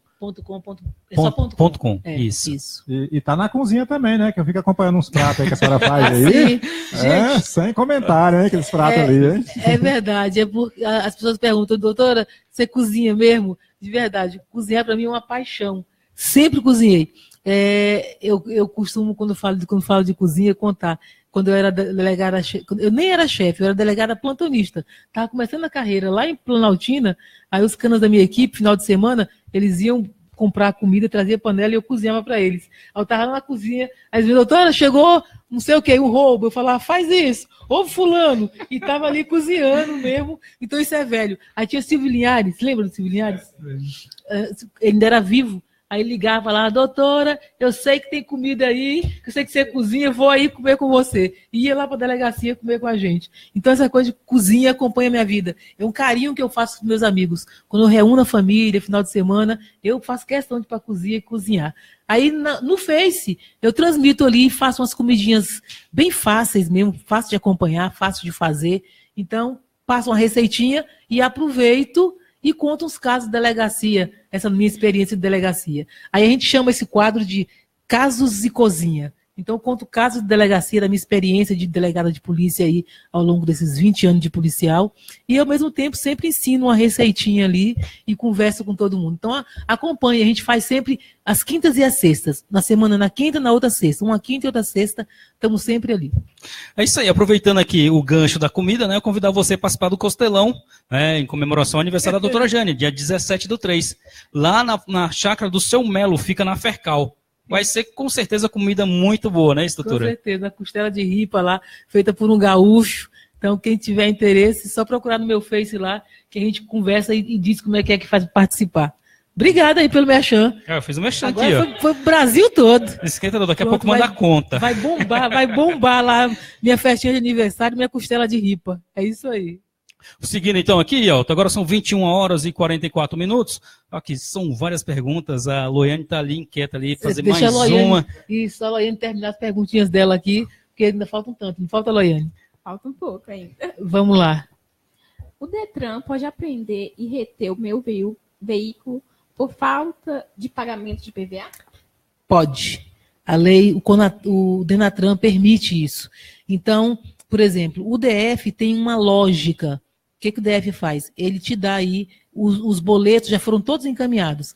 Então, ele guarda aí um período, aguarda esse período, por exemplo, até agosto, setembro ali. Quando chega em setembro, ele passa a exigir o documento do ano. Então, ele ainda é complacente. Então, a partir desse período, se você for pego dirigindo com carro com IPVA atrasado, ele pode sim fazer recolhimento e você só vai tirar esse carro do Detran quando pagar tudo que deve em relação à multa e aos IPVAs atrasados.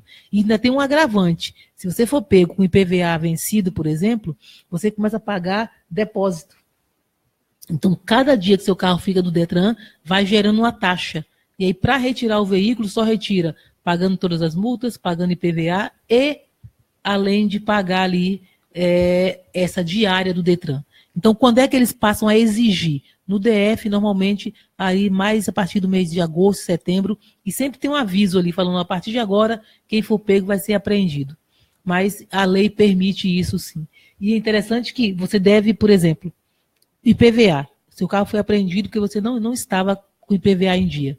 Para tirar, se tiver multa, só sai depois que pagar tudo zeradinho. Senão você vai perder o veículo e ele, em algum momento, quando passa muito tempo, ele vai a leilão para pagar essa taxa de depósito ali que você não conseguiu pagar. Doutora, essa pergunta é muito interessante. Eu já vi vários posts aqui, inclusive de advogados, dizendo que não pode reter o veículo, né? E confiscar o veículo por isso. Mas o CONTRAN é muito claro e diz que aquilo é um documento obrigatório e você tem que estar com ele em porte. Tem que portar o veículo obrigatório. E para você pegar a liberação do documento, só se você fizer o pagamento. Isso. Então, é uma lenda também na internet. Essa questão de, não pode prender por isso, pode. por isso, por isso. Pode prender? Pode. Então, A lei permite isso. Nem prender, isso aí é um recolhimento administrativo. Isso é administrativo, então seu carro vai ser recolhido, vai ser guinchado ali. E eles te cobram até o guincho. Vai virar uma taxa, é sério, e você vai acabar pagando aquilo ali. Vamos lá, seguindo. Mais uma? Pode. Faltam 2 aqui para ela, vamos terminar. Posso utilizar conversas gravadas clandestinamente como meio de prova? O termo aí você já falou.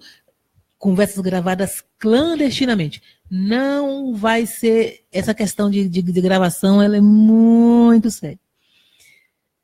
Suponhamos que tenha um inquérito, né? Então, essa gravação sem autorização, ela não é aceita como meio de prova. A justiça vai recusar essa gravação. Agora, quando a conversa for envolver você, eu estou sofrendo uma ameaça, por exemplo, né, do meu companheiro, e aí eu boto um aplicativo no meu celular para gravar essa conversa. Eu sou parte do conteúdo, então eu posso gravar essa conversa e ela vai ser aceita lá na delegacia. Agora, quando for, você só quer, por exemplo, existe uma investigação em curso e você vai ali sorrateiramente e tenta produzir provas e a pessoa não tem conhecimento, com certeza, isso juntado nos autos, o juiz vai mandar excluir aquele conteúdo. Isso é interessante, eu te perguntar isso. Já que você é envolvido, você pode gravar, né? Pode. Muito bem. Vamos? Vamos lá para a última. Completei 18 anos. É meu direito continuar recebendo a pensão da minha mãe falecida? Tá. Se for uma pensão de trabalho, por exemplo, ela era funcionária e de algum jeito ali você tinha direito a essa pensão. Por ter 18 anos, você vai perder esse direito. Pensão, por exemplo, judicial, né? Eu entrei com ação judicial contra meu pai ou contra minha mãe e recebo a pensão. Completei 18 anos. De imediato vai exonerar? Qualquer decisão judicial por alimentos, por exemplo, só sai por meio de uma outra ordem judicial. Então, aos 18 anos, por exemplo, quem paga vai ter que entrar com ação pedindo a exoneração da obrigação de pagar. O juiz vai avaliar e vai tirar ou não. Em regra, tira. Mas, por exemplo, aos 18 anos ele ainda está estudando, está fazendo um curso superior. Então, aí, essa pensão é possível que se mantenha até os 24 anos.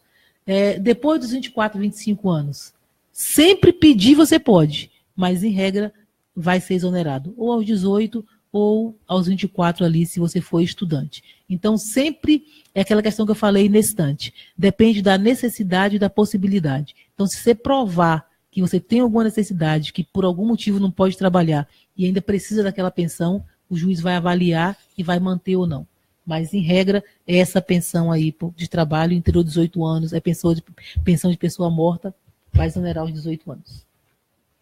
Bem automático, no automático. A empresa ela vai cortar. Na hora, né? Vamos lá, seguindo. Claudionor Varjão. Sou marceneiro e trabalho sem carteira assinada. Tive uma criança com minha ex-namorada e agora ela quer que eu registre e pague uma pensão. Ela não pode provar que eu trabalho. Se eu deixar ela entrar com uma ação judicial, eu vou ser obrigado a pagar? Vai. Mesmo não tendo carteira assinada? Mesmo.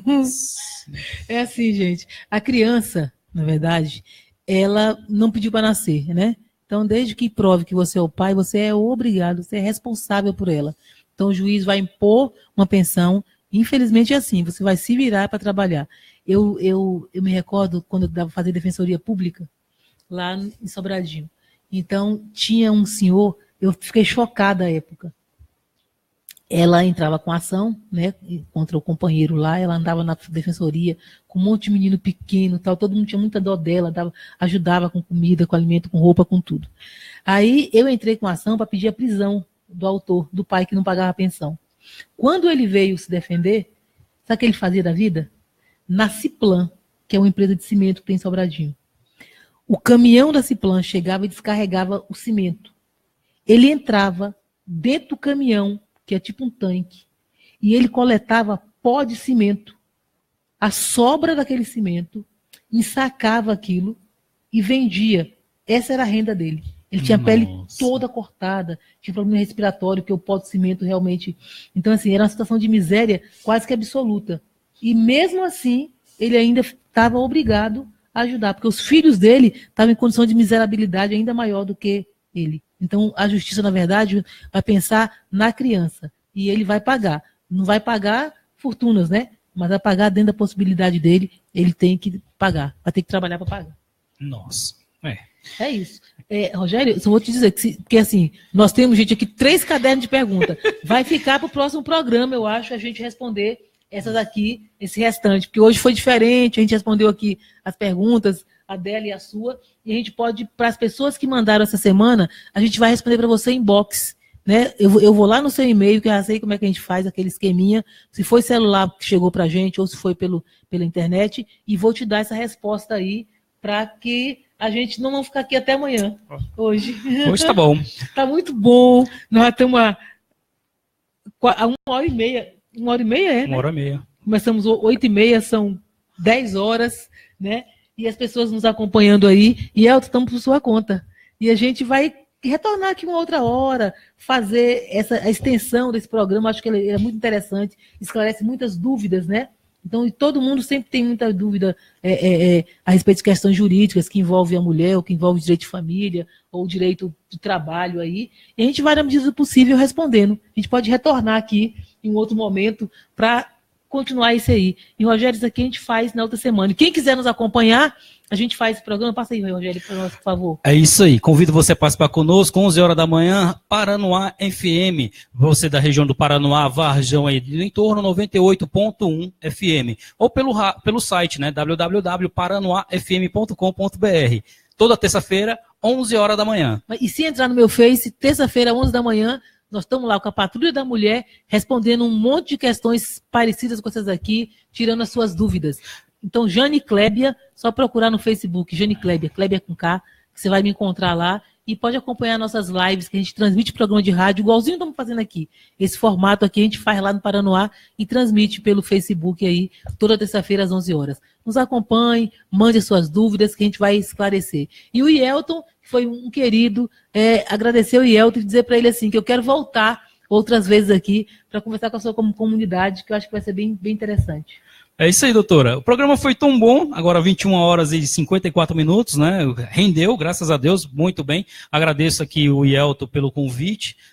Convido também a participar conosco lá do nosso programa, a Patrulha da Mulher, Paranoá FM. Não deu nem pra gente comentar que tiro foi esse, que foi esse rebuliço que aconteceu nas redes sociais aí uns 15 dias atrás, né? De uma live, ficou muito bacana. Mas assim, a gente vai dar pano pra manga, não vamos falar que tiro foi esse, doutora. Bom, então vamos finalizar com essa história de que tiro foi esse. Eu, na verdade, estive nesse governo, né? Secretário de Estado da Criança, depois fui administradora de Sobradinho 2, Fercal, e quando saí da administração, então tinha pedido ao governador para assumir uma delegacia, porque, na verdade, eu era delegada-chefe. Quando eu fui convidada para assumir lá a administração de Sobradinho, eu deixei a chefia, um trabalho que eu fazia na delegacia de Planaltina. E aí, quando eu saio da administração, então algumas pessoas, alguns políticos ali, em razão do trabalho que eu desenvolvia, pelo crescimento que eu apresentava, mas em razão do trabalho, pediram ali e forçaram o governador a não me nomear, a não me restituir. Então, eu fiquei muito sentida e comecei a fazer essa cobrança, dizendo assim, que tiro foi esse que me derrubou da minha chefia lá. E fiz uma live só falando dessa história, até para explicar, porque eu tenho muitos amigos. Doutor, onde é que você está? Ué, você não é chefe lá de Planaltina, da delegacia? Saiu da delegacia, foi administradora, tá onde agora? Falei, tô em lugar nenhum, tomei um tiro aí por essa proximidade com o governador. Em vez de me colocar lá em cima, foi me derrubar. Então, esse envolvimento com o mundo político aí gera realmente uma ciumeira das pessoas. Então, acabou me trazendo uma série de prejuízos funcionais na minha carreira. Mas hoje estou lá na delegacia do Lago Norte, trabalhando no plantão, no cartório, e assim, não tenho problema nenhum em trabalhar no cartório, amo esse trabalho, o trabalho que eu faço, mas realmente eu tive um prejuízo funcional muito grande pelo fato de ter participado do governo. Então, eu participei do governo e acabei perdendo meu cargo de chefia e não retomei. E eu sei que eu tinha muito como contribuir ali com o trabalho que eu fazia naquela região ali, Sobradinho, Planaltina. Então, me magoei, fui lá e fiz uma gravação, fiz um bolo de cenoura e desabafei lá com o povo e botei o título assim, que tiro foi esse? Para explicar o que aconteceu comigo. E aí as pessoas assistiram, tem 3.000 e tantas visualizações e até hoje está rendendo essa história de que tiro foi esse. Doutora, para a gente encerrar, o Guilherme Ferreira, ele mandou aqui, quero fazer uma pergunta. Em qual momento que acontece um abuso de autoridade? Para a gente encerrar aqui esse bate-papo, vamos responder essa pergunta aqui, a gente finaliza e depois a gente vai lá para a Rádio do Paranoá e convido todos que estão participando com a gente aqui através da live, da Rádio Estação 26, a participar com a gente lá pelo Paranoá FM. É isso, olha, abuso de autoridade vai acontecer sempre quando houver o excesso. Qual é a dificuldade, se é que existe dificuldade, em aferir esse abuso de autoridade? Porque vai depender sempre de qual foi a situação. O limite entre o uso da força necessária, por exemplo, pela polícia, e quando é que isso já virou um abuso de autoridade. Porque às vezes a polícia chega e dá uma ordem de parar, de explicar, de recolher, de acompanhar, e a pessoa se nega. Então, quando ela se nega, em tese, ela está incorrendo aí numa desobediência, né? Desobedecer uma ordem legal de quem tem o poder para dar aquela ordem. Então, quando a polícia vai fazer o uso da força necessária para conseguir a obediência daquela pessoa que está desobedecendo, por exemplo, então ela usa a força. Então, esse uso da força pode ser excessivo. Então, isso aí vai desembocar no quê? No abuso de autoridade. Ou, por exemplo, não é legítimo. A pessoa não está fazendo nada e chega o policial lá só porque é policial e acha que pode chegar e ir dando ordem, e ir mandando. Não tinha situação nenhuma que justificasse a atuação com aquela força, daquela forma. Isso é abuso de autoridade. Eu estou dando exemplo de casos policiais porque geralmente quando perguntam não estão falando de casos de polícia. Mas esse abuso de autoridade pode acontecer em qualquer outra situação.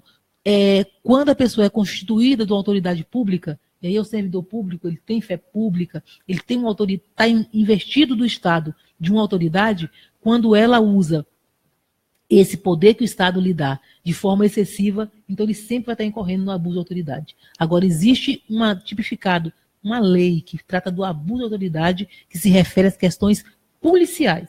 Então, quando o policial age com excesso, é abuso de autoridade. Por que eu disse que é difícil? Porque é difícil você avaliar quando é que aquela força foi a força necessária, porque não fala, força necessária é qual? Que tanto que é? É só segurar? É algemar? Entendeu? Por exemplo, você pega uma briga de casal, né? E tem lá, ele não oferece perigo um para o outro, por exemplo. Aí vai lá, pega, agride, joga no chão, usa gás de pimenta, e aí algema, e às vezes a pessoa nem se recusou a acompanhar, nem se recusou a ir à delegacia. Então você tem que avaliar, no caso concreto, se houve excesso. Então todo excesso nessa atuação é considerado abuso de autoridade. Agora, para avaliar o abuso, sempre é na situação concreta. Porque tem que saber se aquela força foi utilizada. E aí depende de quem vai julgar, que é o delegado que recebe, e o juiz que vai julgar aquela conduta vai dizer, foi excessiva ou não? Então, entendi. Pode ser que você pegue duas situações iguaizinhas e nenhuma seja considerada abuso e na outra não. Então, depende da situação concreta ali. Mas, em regra, todo excesso é considerado abuso de autoridade. Doutora, e aquela famosa frase, sabe com quem você está falando? Não é que muito constrange outras pessoas. Isso pode ser considerado um abuso de autoridade? Pode. Por exemplo, se só o fato de ser policial, militar, ou policial civil, delegado, seja lá o que for, não dá o direito em qualquer situação da pessoa chegar e se impor a outra, às vezes em questão até privada. A famosa carteirada, né? É carteirada. Relação de vizinho, aí vai lá e fala, não, você sabe o que você está falando, que eu sou delegado, não sei o quê. Uma denúncia dessa pode, com certeza, trazer sérias complicações para a pessoa que, em tese, deu essa carteirada ou usou essa frase, você sabe o que você está falando, só porque, em tese, é policial. Então, é policial, ele tem que agir nas situações que exigem atuação como policial. Ou quando está trabalhando, ou se de repente ele está na rua e vê uma situação de perigo, né, que alguém esteja vivendo a situação e que ele tenha que usar força para defender aquela pessoa ali. Mas aí o fato foi justificável. Agora, simplesmente, só pelo fato de ter uma carteira, não dá direito de sair por aí enquadrando as pessoas. Isso aí, sim, é abuso de autoridade e pode ser punido desde que tenha uma denúncia. Muito bem. Doutora, para a gente finalizar, Deise Caldeira está dizendo aqui, aula top. Foi uma aula mesmo. Muito obrigado pela aula também. Estamos aqui à disposição. Vamos continuar fazendo. Você que assistiu, acompanhe a gente às terças-feiras, 11 da manhã, lá no meu Facebook, Jane Clébia. Nós vamos continuar respondendo essas questões. E quando o Yelton nos convidar, ele ficou aqui caladinho, só ouvindo. Também eu falo demais. Não dou nem tempo do Yelton falar. Mas quando quiser nos convidar, nos convide que a gente vai vir aqui continuar fazendo esse programa com a comunidade da Ceilândia, que eu agradeço a oportunidade de estar falando para vocês, né? Vocês abrirem as portas de vocês aí, que é, mesmo sendo no Facebook, mas é abrir a porta da sua casa, da sua intimidade, né? Tirar um pouquinho do seu tempo para nos ouvir. Então, eu espero realmente ter contribuído com vocês aí, com essas respostas. E, minha amiga advogada, diz aí, me avalia aí. Gostou? Tá bom? Aprendeu alguma coisa? Ajudou? Com certeza. E agradecer, Yelton, pela oportunidade. E agradecer vocês por me deixar fazer parte dessa banca, que foi maravilhosa. E eu espero. Não, da próxima vez vamos fazer nós duas, tá? Eu respondo uma, você responde outra. Pode deixar. O convite está feito. Doutor, antes de encerrar, tem abraço aqui de montão. Queria mandar um abraço para a Rose, lá do CIS, né, vice-presidente lá do sindicato, lá sempre ligado com a gente. O Guilherme está aqui em Águas Claras, também mandando um abraço. Ele diz aqui concordo plenamente, chegou bem na hora. Então, assim, são várias pessoas que, se a gente for, igual o Yelton falou, se a gente for falar aqui, todo mundo vai passar a noite toda e parte da manhã, né? Grande abraço, Yelton, muito obrigado pela oportunidade mais uma vez. Reforço o convite, a hora que você quiser participar conosco lá no programa Patrulha da Mulher, na Rádio Paranoá FM, está convidado. Muito obrigado, doutora, mais uma vez pela oportunidade, agradeço de montão. Agradeço você que está nos acompanhando pelo Facebook, agradeço você que está sintonizado aí pela rádio, pelo aplicativo. Obrigado pela paciência, pela sua participação. Fique com Deus, uma boa noite e até o próximo programa, se assim Deus nos permitir. Gente, galera que está aí, Igor, Rosângela, Guilherme, Daiane, Dainara, Márcia Rocha. Gente, muito obrigado por ficar conosco até agora. Lídia, Thalita, Tatiane, Deise Caldeira. Muito obrigado vocês por nos acompanharem. É um prazer, a gente faz isso com muito carinho e realmente dá um pouquinho da nossa vivência, da nossa experiência diária e contribuir com vocês. Então é isso, e vamos estar aqui e continue nos acompanhando aí na minha página, Jane Clébia. Vai lá, segue, dá uma curtida, que tem outros conteúdos iguais a esse aqui, que a gente tem feito aqui, também está tudo replicado lá. E todos os filmes, e assim, todos os programas anteriores estão todos na minha página. Só entrar lá que você vai ouvir lá um monte de programa que a gente faz o programa, transmite e depois deixa publicado. Então você vai poder acompanhar lá essa pergunta e resposta, esse bate-bola que a gente faz ao vivo aí com vocês. É isso aí, aprendi muito aqui, foi uma aula mesmo, a Deise falou aqui, né? Aprendi demais, né? Com esse bate-papo foi muito legal. E gostaria que a senhora voltasse, sim, mais vezes, sim. Eu quero vir para a gente falar um pouquinho mais da violência doméstica, que eu acho que a oportunidade que eu tenho, eu falo um pouco, porque é realmente para a gente combater isso, porque a violência doméstica, ela é uma realidade, realmente a gente tem instrumentos para combater. E assim, a gente precisa dizer para as pessoas, não tenha medo de fazer a denúncia, porque a lei traz instrumento para te proteger. Ela faz a denúncia, não precisa voltar para casa, tem a casa-abrigo, onde ela pode ir com os filhos menores, né, de 12 anos, e fica lá até que saia a protetiva, que é uma ordem judicial para que o companheiro não se aproxime dela, tal. Então tudo isso é possível na Lei Maria da Penha, proibi-lo de falar ao telefone, se aproximar dela, de passar na porta da casa dela. Tem uma questão, a casa é do homem, que eu estava falando ali, e ele é um agressor. O que acontece? O juiz, por meio da Lei Maria da Penha, quando ela pede a protetiva, afasta o agressor da casa para que ela fique. A casa quem comprou foi ele, não interessa. O juiz põe ele para fora de casa e ela vai ficar na casa com os filhos. Então tudo isso é possível por meio da Lei Maria da Penha, a gente precisa dizer isso para as pessoas. Então estou à disposição, faço palestra também, e convido junto a mulherada, me convida a fazer uma palestra, que eu vou lá orientar a respeito da Lei Maria da Penha. Com certeza. Já vou deixar o convite aqui, se só tiver disponibilidade, da gente fazer esse horário aqui, né, que eu acho que o pessoal gostou. Quem gostou aí, comenta aí, né, se quer que ela volte aqui esse horário, se tiver disponibilidade ou outro horário, a gente pode fazer. A gente pode voltar aqui nesse mesmo horário, acho que foi um horário bacana, né? Mesma data, um pouquinho mais cedo, né? Mais cedo. É porque hoje teve aquela programação, né? Sim. Foi por isso que foi assim, mas a gente pode começar mais cedo, às 18 horas ou até mais cedo. Isso, 18, 19, 20 horas, para mim tá tudo bem, tudo tranquilo. A gente vai conversando essa semana, se tiver disponibilidade, já está convidado a gente participar aqui toda semana, que eu acho que a gente vai conseguir trazer bastante informações aqui para Ceilândia e para todo o Distrito Federal e para o Brasil todo, né? Que tem muita gente ligada, Tocantins, de todo lado hoje está acompanhando a nossa programação. Inclusive, teve algumas perguntas aqui que eu ia fazer para algumas pessoas, né? Pedi para não falar o nome, você já respondeu aí, então não vou nem questionar aqui as perguntas, já foi respondido, tá? Tá bom. E queria agradecer aqui o Rogério, né? Rogério é companheiro aí que a gente se conhece há muito tempo aí, trabalhamos junto, né? Isso. Eu que agradeço a oportunidade de estar aqui. Foi muito bom, um programa muito bacana, né? Esclarecedor. Até para mim, porque eu aprendo também. Eu fico anotando ali, eu falo, opa, ouçam alguma coisa, já vou falar da orientação. Daqui um dia nós pode fazer a prova para juiz já, né? Pode sair daqui, já. Pois é. É só arrumar o diploma, né? É verdade. Eu queria agradecer também a doutora aqui também, né? Por ela ter aceitado o convite de vir aqui. Já veio outra vez aqui também, veio no programa do Serrinha, né? E trouxe muita informação, o pessoal gostou muito daquele dia lá e perguntou que dia que ia voltar, por isso que eu estava insistindo para vir aqui. Pode me convidar, que a gente está à disposição. Aí assim, a gente faz uma programação que o pessoal já fica ligado aqui, né? A galera que curte aqui, a galera da Rádio Estação 26, já acompanha a gente aqui, todas essas datas, né? Mesmo horário, às 18 horas, vamos ver se marca às 18 horas, que é pra... Aí eu não marco outro programa, né? Esse horário para ficar exclusivo para a gente bater papo aí de 18 até as meia-noite. Então tá ótimo. E nesse minutinho que a gente está se despedindo aqui, eu queria mandar um abraço aqui para Débora Calena, show de bola, show de Jane, né? Kátia Vasconcelos está mandando uma boa noite, a Deise Caldeira, volta sim, a Thalita, excelente horário. Rapaz, o Carlos Rocha, né, mandando um abraço aqui, falou que gostou do programa, mandando um abraço para mim aqui, grande abraço para ele também. Parabéns, obrigado por você estar participando com a gente. O Guilherme, mandando outro abraço e não para. Márcia Rocha, gente, muito obrigado. A gente vai encerrar o programa, porque senão a gente fica realmente aqui até amanhã de manhã, né? Mas assim, mais uma vez agradeço a sua paciência, a sua participação. E terça-feira eu faço o convite. Estaremos ao vivo pela Paranoá FM. Dá os telefones que o pessoal pode mandar pergunta pelo WhatsApp. Manda pergunta pelo WhatsApp durante a semana, que a gente vem aqui responder. Se tiver um monte de pergunta, a gente volta com certeza.